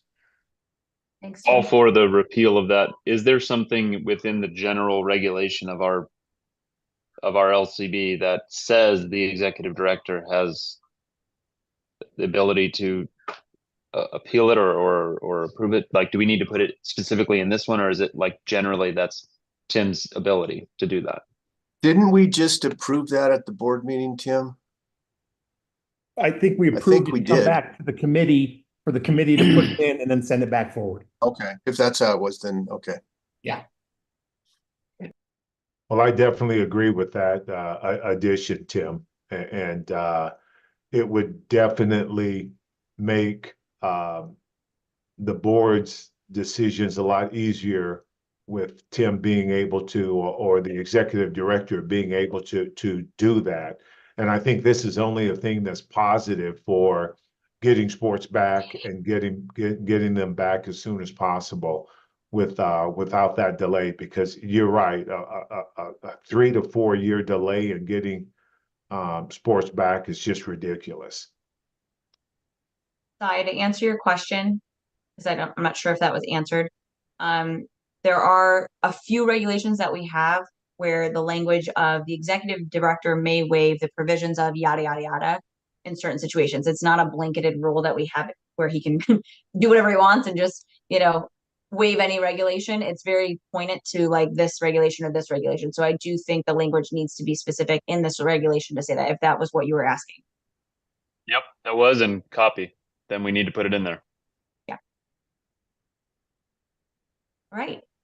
If there is no other discussion on it, looking for a motion and some language that you might want it to say, how you want it to say. Well, usually that's Paul's job, is to write that language. But I definitely like and support the addition of the executive director to make immediate decisions based on the alignment of sports programs, sanctioned sports programs. In this particular case, All right, looking for a second and we will work on language. Jim Pace, I'll second that. Thank you. All right. Any other discussion on it? Good. Okay. All in favor? Sorry. Yep. No, you're good. So do we need to put in there anything about the school that is with the school that is being declared ineligible for postseason contests? They need to appeal it, and then Tim can waive it, or does the executive director get involved without the school appealing it? That's a good question. I mean, Tim and Paul, what do you see as the process for this if it happens? I don't see it. Is it the language in other sections, Kate? I don't see says that it needs to be appealed. It just says the executive director may. So I don't know if we need to add that language, because then we'd have to go back and add that language to the other ones. But if it's in there that way, I think we write it the same way. Paul, So then it's up to you, Tim, to kind of see the wrong without, right? Does that make sense? I don't think those other regulations, I don't think there's a formal appeal process in there. So I think the same would hold true with this, that if it's brought to the, I don't know if we need to add that language, because my concern is if we add that language saying the school aggrieved would have to bring the appeal to the executive director, do we have to add that language to the other ones that say the executive director can waive this? In other words, what I'm saying is we leave it that vague. So it's just, if Smith Valley calls and says, Tim, we only had 5 kids come this year, what do we do?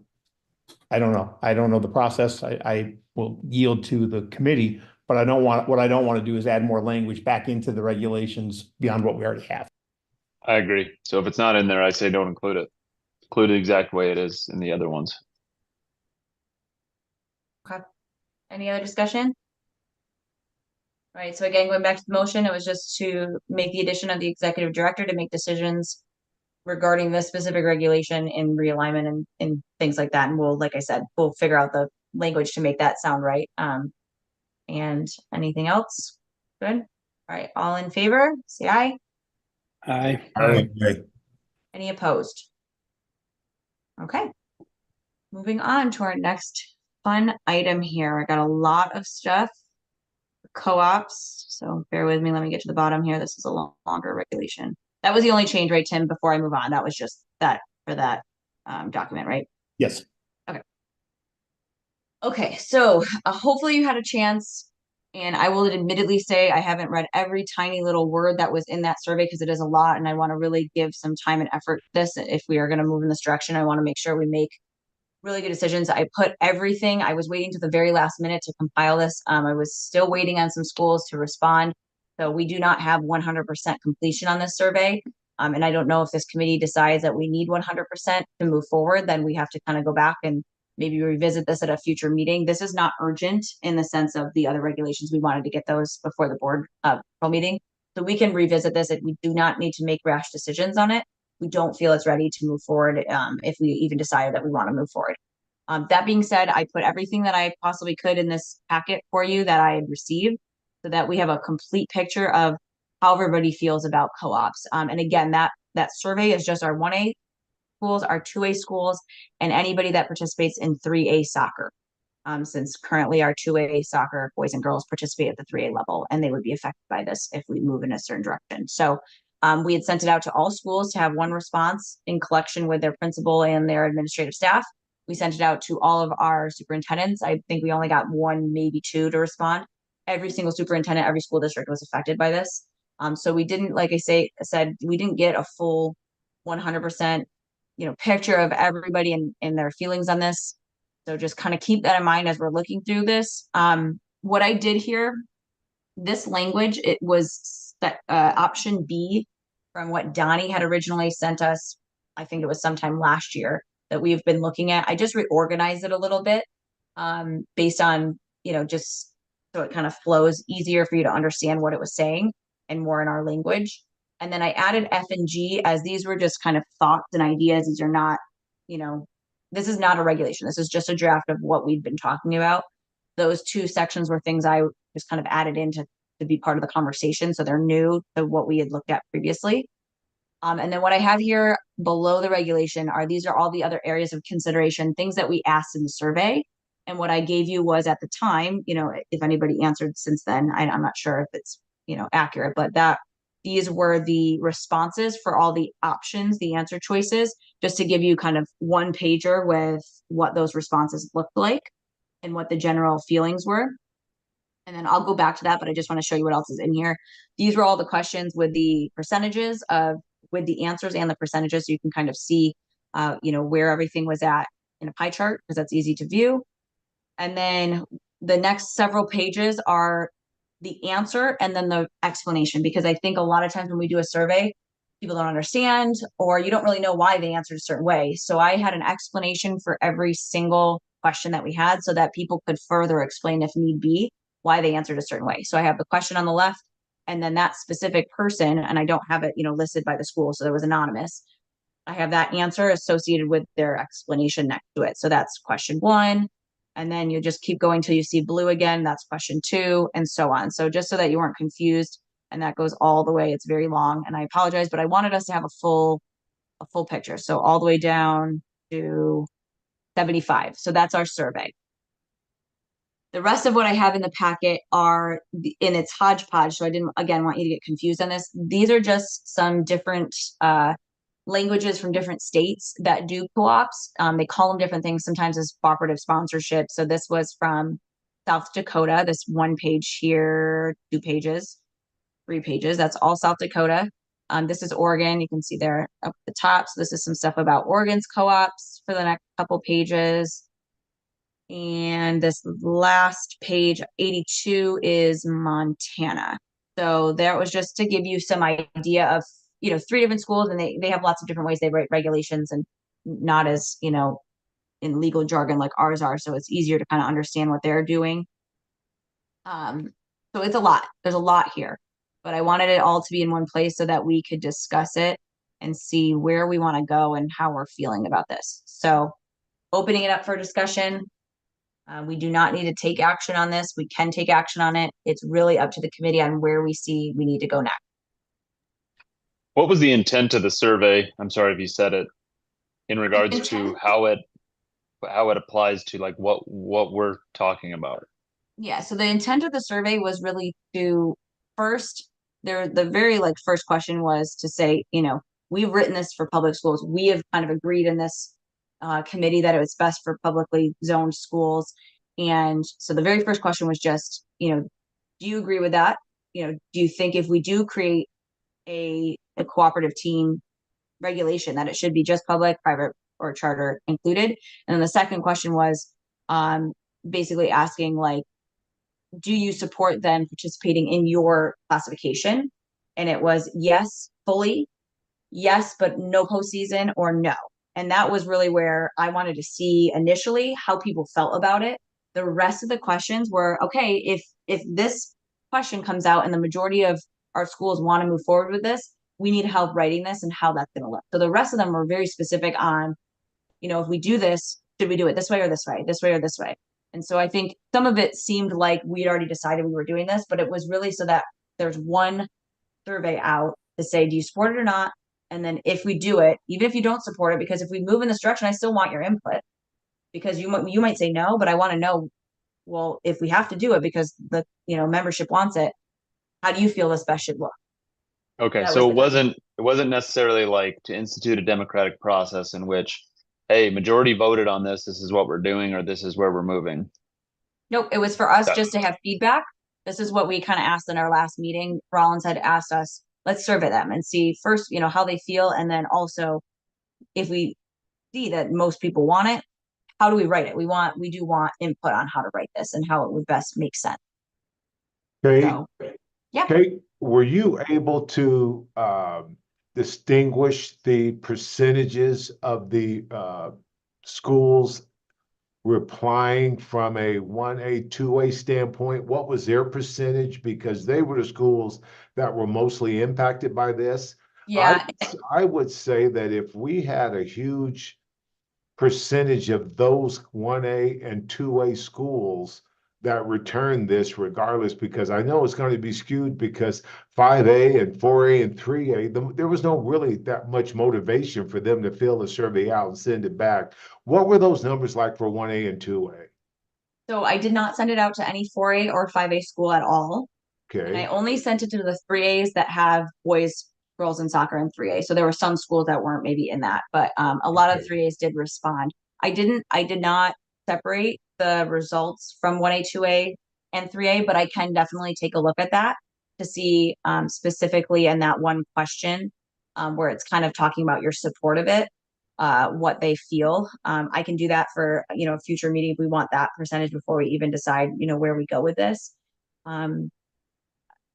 I don't know, because I can just kind of give you right now. I don't know that it really. So right here, oops, 2. So this is total, not the 1A, 2A. This is including any 3As that responded. So 27 said that they would be okay with people participating, and also for them to be eligible in the postseason on a co-op team. 14 said they're supportive of it and would be okay with them participating in their league, but they don't want them postseason eligible.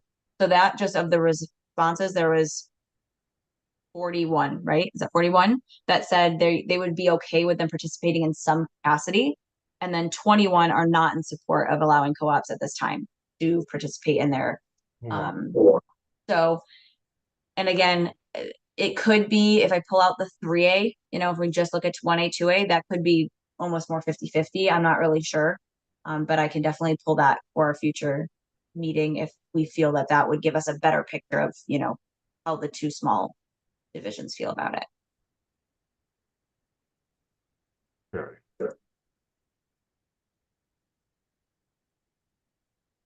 Hey, Kate, Yes. not that there's a need to put more on your plate for this. I'd also be interested to see geographically who said yes and no, because I do believe that in the South, the 3A, 2As are a little geographically closer. That may be skewing our results as well. That's something maybe we need to consider. Because let's be honest, I mean, the distance between two schools is going to definitely impact whether or not this is feasible in any way, shape, or form. You have Indian Springs on one side of the valley, and I'm trying to think of Laughlin. There's just no way in the South those two could work together and do anything because they're just so far apart, much like you have up in the North. But at the same time, you might have a school like Founders that's sitting at a 2A that's geographically close enough to, you know, a 1A school, and they may look at it differently. So I think geography is going to play a role in it. I don't mean north and south. I simply mean distance between possible alignments for schools. Yeah, and I think, I mean, even going one step further is just looking at publicly zoned 1A, 2A schools and how do they respond? Because our committee had kind of our thoughts on this, and we did not feel like private and charter should be included. However, we opened that question up, and there's 35 that say public only and 27 that say private and charter. So, I mean, the results are a little bit different. And again, I'd have to, you know, look at the results to say, is it just the privates and charters that are saying, yeah, we want to be included, or is it, you know, the public saying, yeah, they should be included too? And that, you know, there's so many intricacies to who answered in what way that I think affect our overall view of this. It's difficult. It's difficult to really see, but I think our purposes and what we felt in our committee was best. And again, we want the membership's opinion on this too, but we felt it really should just be for those 1A, 2A publicly zoned schools. So maybe, you know, for our purposes and how we want to move forward, we just look maybe only at those results in a future meeting and say, okay, what does that really tell us? And how is that different than what the full response to the survey is telling us? You know, that might be important to look at. Did we also consider if the schools that are nearby each other are one's a 1A and one's a 2A? Would that, how would that work, or would that work, or do they have to both be of the same? So question, Oh, there it is, 6 of One of 1A, 2A combo, okay. yeah, yep, right here, 6. Yeah. Yep. So yeah, one of the questions was, do you feel that if we do this, that you have to be with your same, you know, class or combo? And so it looked like pretty evenly split. You know, half people said no, you got to do 1A, 1A, 2A, 2A, or, and then the other half basically said 1A, 2A combos are fine. So yeah, I don't know that there's like a definitive like big answer from the survey. There's a lot of, you know, different opinions in different areas. There's some things like, you know, having a co-op sport by sport, that was pretty clear. Okay, everyone felt like you don't have to co-op in all your sports. You don't have to qualify for all the co-ops. Then you wouldn't really have any team sports at your school if you had to. You'd have to co-op with all of them to even be considered. So, you know, there's some things that are pretty clear here, but the rest of it, I felt like they were pretty even split on a lot of the thoughts on this. So I don't know that helps us a lot. Oops. Okay, I kind of look at the question number 2 with because we talked about this at our school, and like I brought up at the last meeting, was for us out here in Wendover, the distances, like Tim was saying, you know, you go to the west or south, they're relatively close to each other to a certain extent. You come out to the east and we're farther apart, but then you get into are we going to allow them in the postseason? And how does that look? And if you're looking at your numbers, it would be interesting to see where the 1A and 2A are specifically, because you're looking at 27 said postseason eligible, but you're looking at, if you look at both of those numbers put together, you're looking at 35 that say we're not in support of this, even if they can't make the playoffs, or we're not in support. But it would be interesting to see where the 1A and 2A specifically are, to see where that comes about. Yeah. Yeah. And I think when you know, I think of your school a lot. If you think of your school, it's like, in essence, you may be in support of this, right? You're like, yeah, this would be great if we had an option, but we don't have an option. So now does it feel fair that because we don't have an option, I'm in support of this, when there's schools that have the option to do it because they're closer in proximity, and now they also are postseason eligible. Now we are barely scraping by filling a team because we don't have an option to co-op, and now we have a co-op team postseason eligible that's going to crush us because now they have a full team. When, you know what I mean? So I think there's just a Would there lot be intricacies like that. What were the identifiers put at the beginning of the survey, if there were any, like name? That was kind of things. Did you do any of that?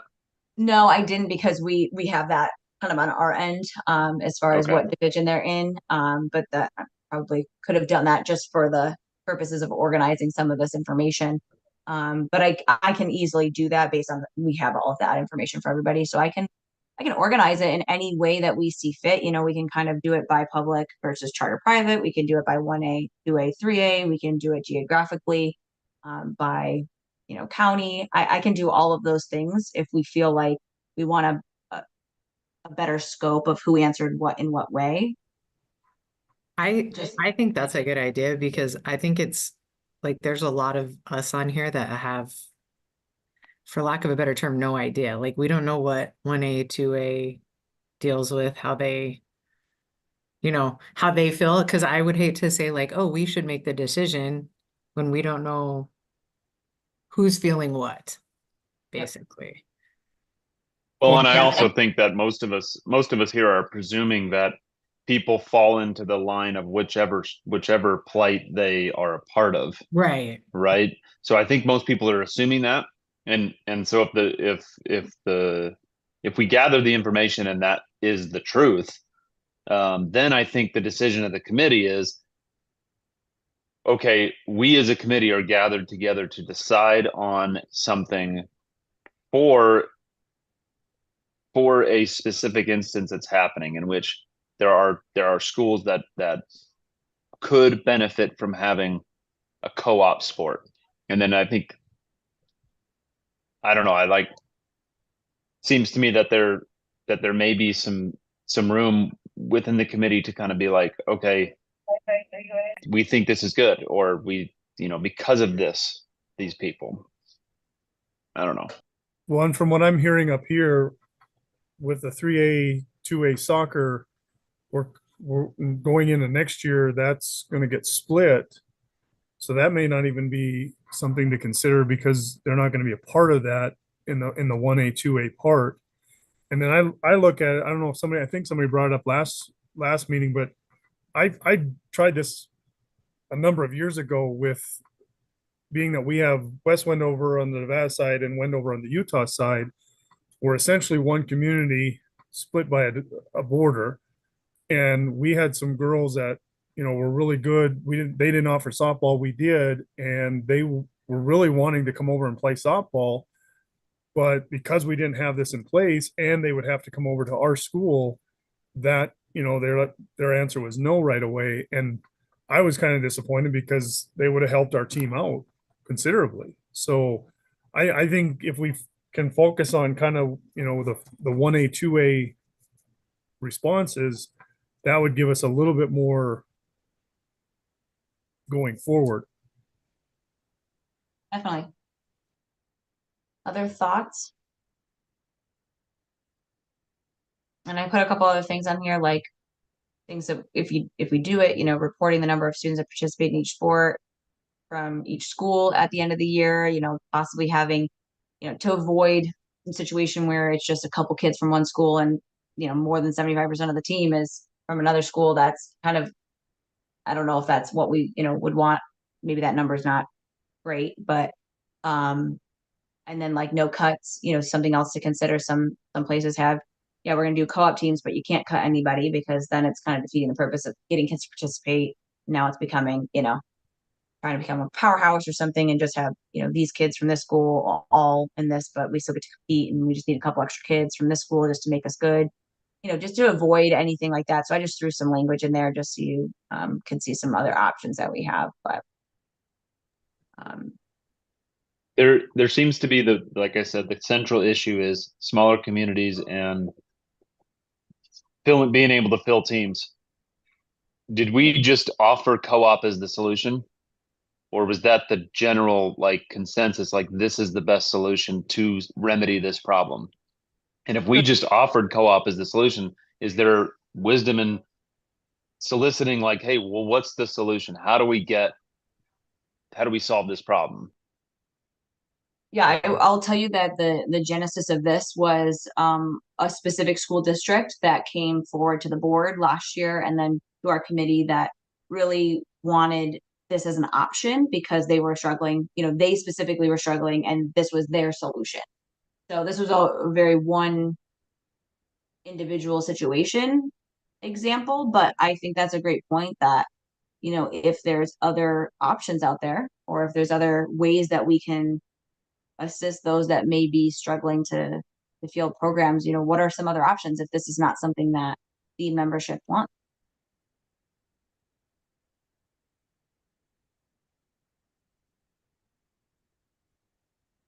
Anything else? Kate, I need to step away in 4 minutes. I'll come back afterwards. I don't know how long that second meeting will take, but I'll be on. All right, we only have a couple items left, and I'm not sure how much longer we'll be in here either, but thank you. Okay, so for this, you know, and again, like I said, I included a lot of other language in there just so that's all in one place and that you can consider this, or, you know, we can talk about it further at another meeting. Just kind of want, I guess, your guidance on where you see us going from here.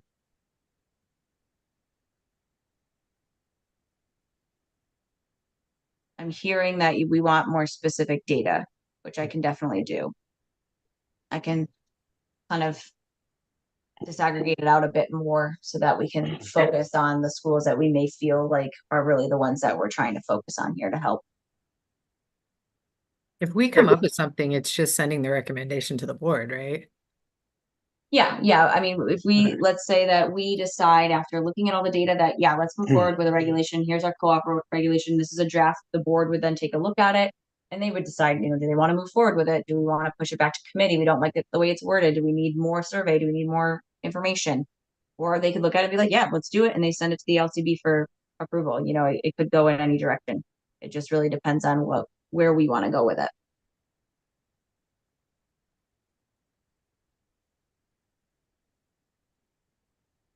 Would we think that drafting some possible language and regulations with it and then surveying the school with those options more specifically might be helpful? Because I think, you know, reading through a lot of the feedback, there's a lot of schools that were even confused on what it meant within their entity. So I'll show you the survey. It was that draft language that you see in that language that I have on there was at the top. So right here, it's just not, it's not, you know, like A, B, C, D, but this is the language that they receive. Where it just basically goes over all of those individual things that I written out. I don't know if that's, can we read that? Is it too small?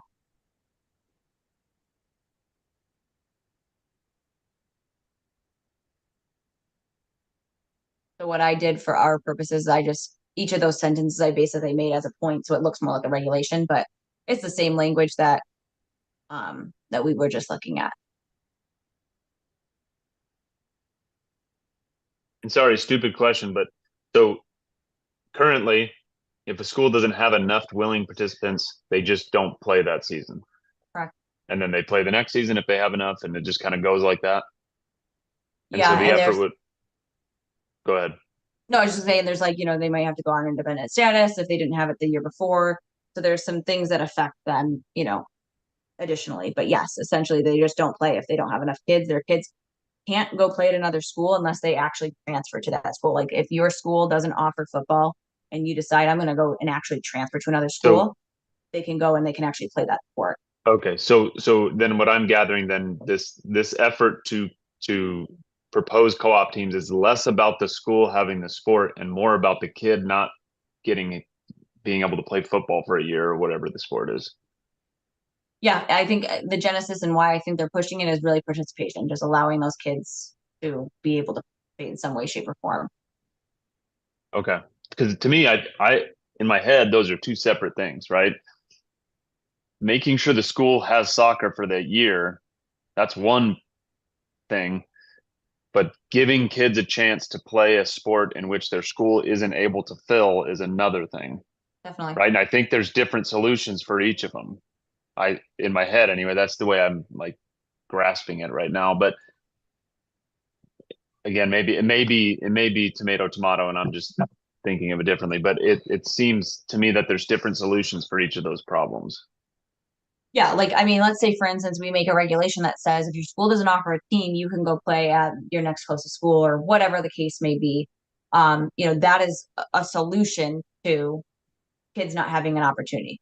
Is it a solution to that school ever being able to build their program? Absolutely not. I think if anything, that's a detriment because how are they supposed to build a program if their kids are able to just go somewhere else? They're never going to have the want or willingness to do so because their kids are going to be like, well, I can just play at this school and they're good anyways, so I don't care. You know what I mean? So I think each solution to each of those problems comes with its own possible issues too with it. So, you know. So do we think if I come back with a little bit more, we'll say organized data about who's saying what, that can at least help us on where, if anywhere, we want to go with this? I would feel comfortable making a decision if I had better. Idea of who was saying what Yeah. without saying names. I won't didn't put want to names say in. better data, but like better, Mhm. yeah, No, I better know it. ideas. Yeah. I think what it does is the potential of what it's going to do is negate the data. I think if you get it back and every person is just falling into the camp of which they belong to, then I don't know that the survey is really helpful, because you kind of have to take it with a grain of salt. If every private school is saying yes, private schools should be included, and every public school is saying no, they shouldn't, that question kind of renders itself pointless, because Yep. so I think that's probably the point of getting the information is. Perfect. All right. I will hopefully get a little bit more response also. So then if I can get closer to 100, that makes me feel better about it too. And then I will bring it back to a future meeting with just more specifics on who is answering in what way. That'll help guide us. Anything else before we move on from that one? Okay, 7:10. Go Sorry. ahead. No, you're good. You're good. I just was saying, can we get some numbers on how many people this is affecting? How many schools? Yeah. Like on a regular basis, like how big of a problem is this? Is it? Oh, you're saying that don't have a program because we don't have somebody in place? Okay, yeah. Yeah. How many?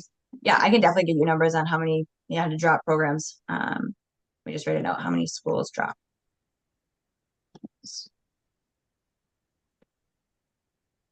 Perfect. Okay. Yep, I will get that all back to you guys. All right. So 6D is regulation 710. We've brought this up a couple times. This is our age regulation. I know in our meeting that we had in person last year, Ryan brought California's language in. We talked a bit about that. We kind of let it die. I don't think we pushed it really far, but I think it's continuing to kind of come up. So the last time we met and talked about it, we asked for neighboring schools language. So what I did is I just collected all the Section 7 schools language, which is there for you.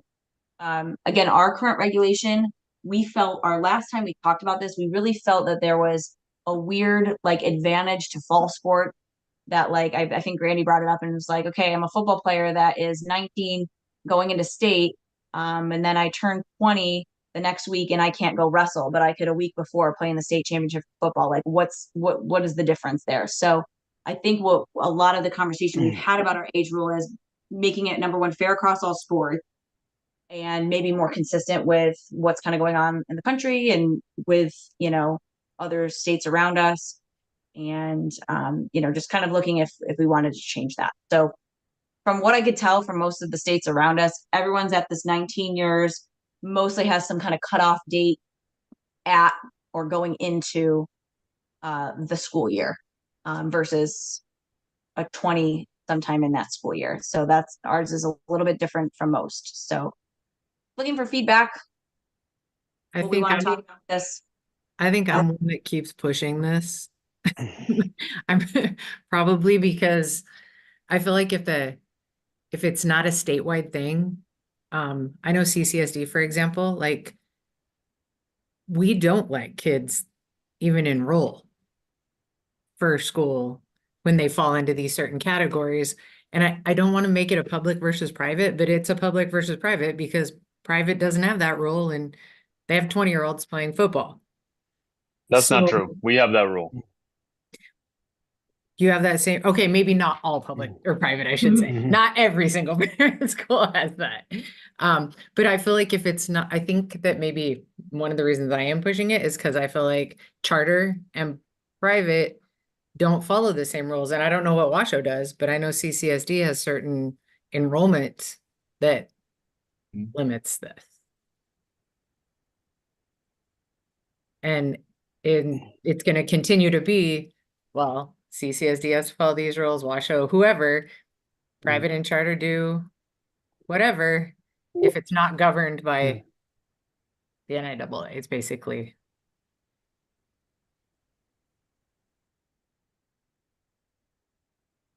I like the rule the way it stands. If you're 20, you shouldn't be playing high school sports. Period. End of story. If you're 19, because to me, the way I look at it is, if you're turning 20, you were held back twice somewhere. If you're That's turning accurate. 19 your senior year, you're a normal family who's like, oh, he needs an extra year of preschool or something like that. You know, it's a pretty standard thing happening. Yeah, and if we made it something, because so like California's basically is like, it puts that June date in, so that accounts for any school years, right? Because all different schools in our state have slightly different school years, right? But basically, if you are going to be 19 through your entire senior year and not turn 20 at any point, you're good for that year. And so that's basically what California says. And so I think that was a lot of the language we were kind of tossing around, because it doesn't hurt you to have been held back. Because I think a lot of people were worried that if we put something different than what we have in place, and a family makes a choice, in kindergarten to hold their kid back, why are we going to penalize them as a senior? But that's not it, because you can still be held back a whole year and be 19 your whole senior year and be eligible your whole senior year if we change this. We are allowing students to be held back, like Sai said, for 2 years by our current regulation. Yeah, I mean, looking at this, we're the only school in our section that has that. So it makes sense to update it to get in alignment with our own section. That's what I mean, in California has the June, the other three have the September cutoff date, but that's probably going to what the age of enrollment for kindergarten is in those states. And I know ours is being revised from whatever it was to, I believe, August 1st or something like that is what they were looking at. So I think having that align with what the age, the date of birth date for enrollment in school would make sense. I agree. Yeah, I just don't want to see a rule put in place that prevents a 19-year-old kid from playing. None of these do. Yeah, exactly. And so I don't know that ours changes, because right now, if you're turned 20, as soon as you turn 20 with us, you can't play.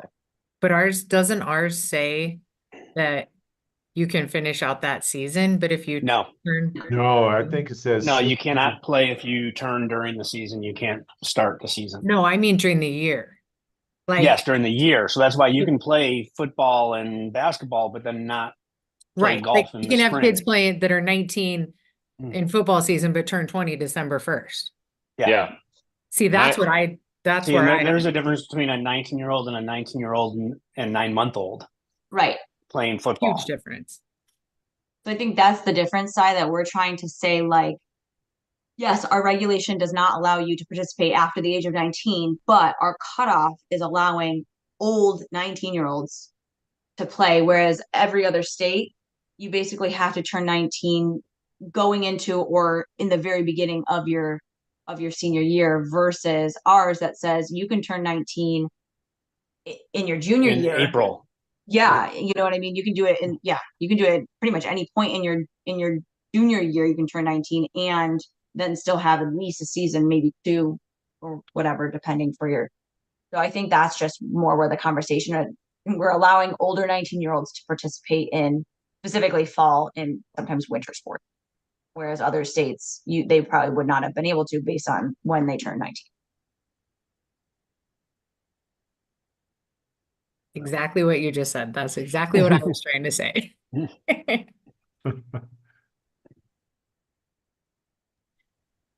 Yeah, because if we line it up to be like Randy was saying, if we line it up to be closer to like the enrollment date, the kindergarten date, then we basically are saying we know that this student has only been held back once based on the enrollment date. I mean, obviously it'll change a little bit because it'll take a while for that to happen, since kindergarten was a long time ago for a lot of our kids right now.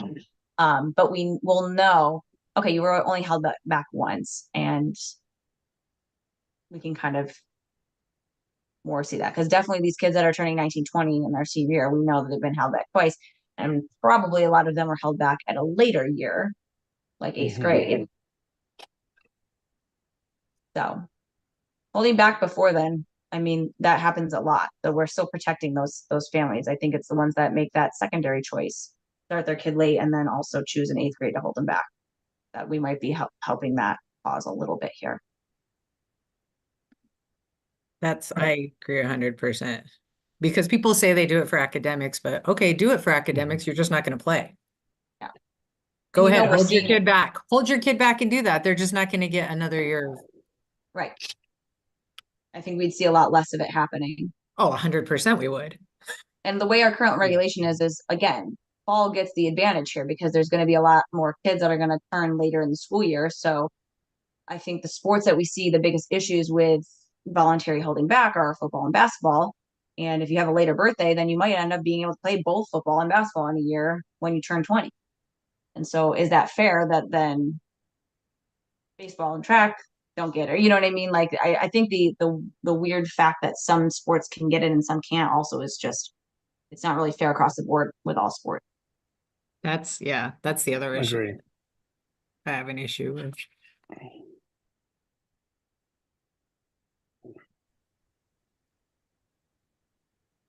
Anything else? So how do we bring this back? Like, what do we do?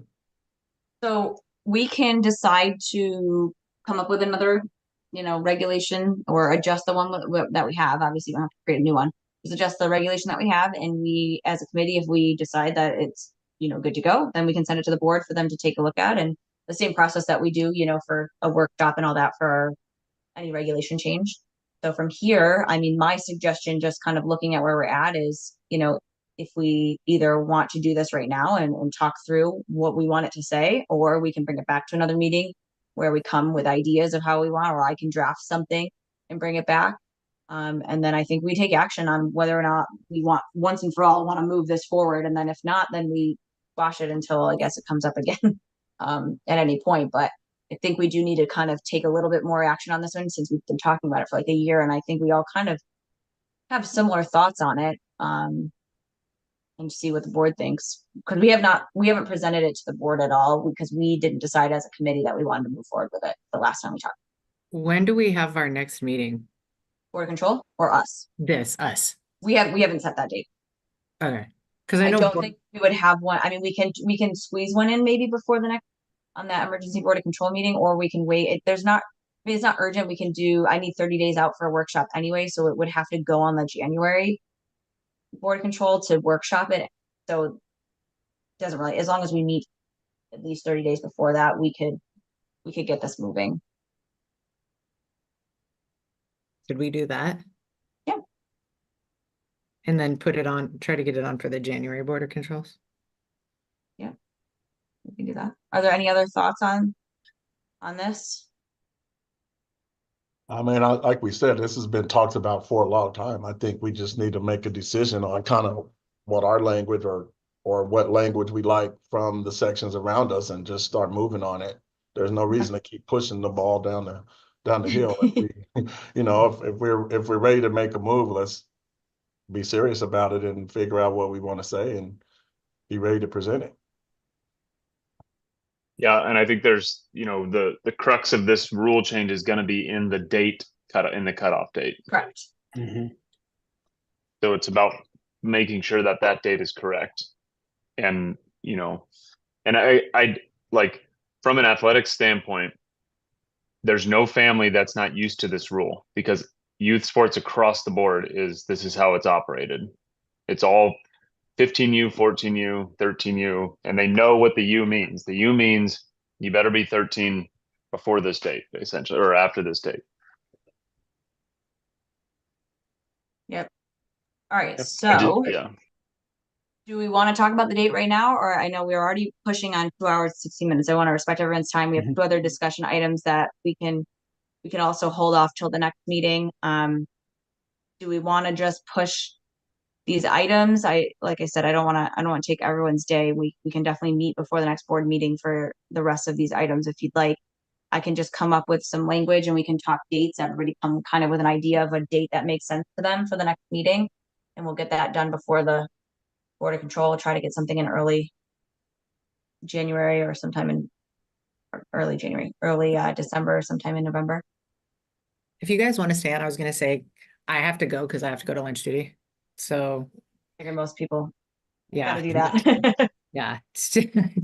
So, I will, try to jump on my phone maybe.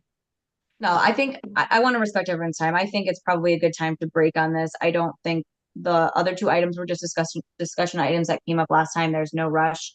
We can push those to the next meeting.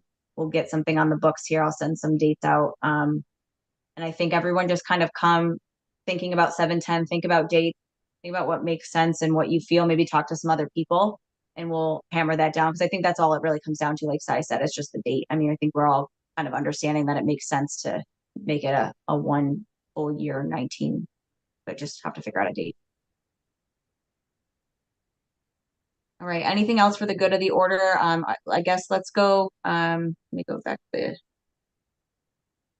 items 7 and 8, we're gonna push this to the next meeting. CIT, homeless pupils was brought up, and incoming freshman residency changes were brought up last meeting. Let's push those for the next meeting just so that we can really talk about them and not feel rushed. Item 9, future planning. Are there other items outside of those two and 7/10, which we'll bring back, that we would like to discuss at our next meeting?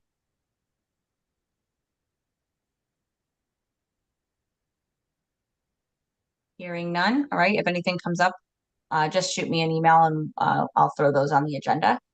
The last 10, public comment. This time provides an opportunity for citizens to address the committee about any matter not on the agenda. Items raised during this portion of the agenda cannot be deliberated or acted upon. Should a member of the public wish to speak on a matter not listed on the agenda, it is asked that that person please complete a green public comment card and submit it to the committee chair prior to the opening of this item. A limit of 3 minutes per person and/or 5 minutes for the spokesperson of a particular group may be imposed. It is requested that comments be directed to the committee as a whole. Comments that are determined to be irrelevant, repetitious, offensive, inflammatory, willfully disruptive, or deemed to be personal attacks will not be permitted.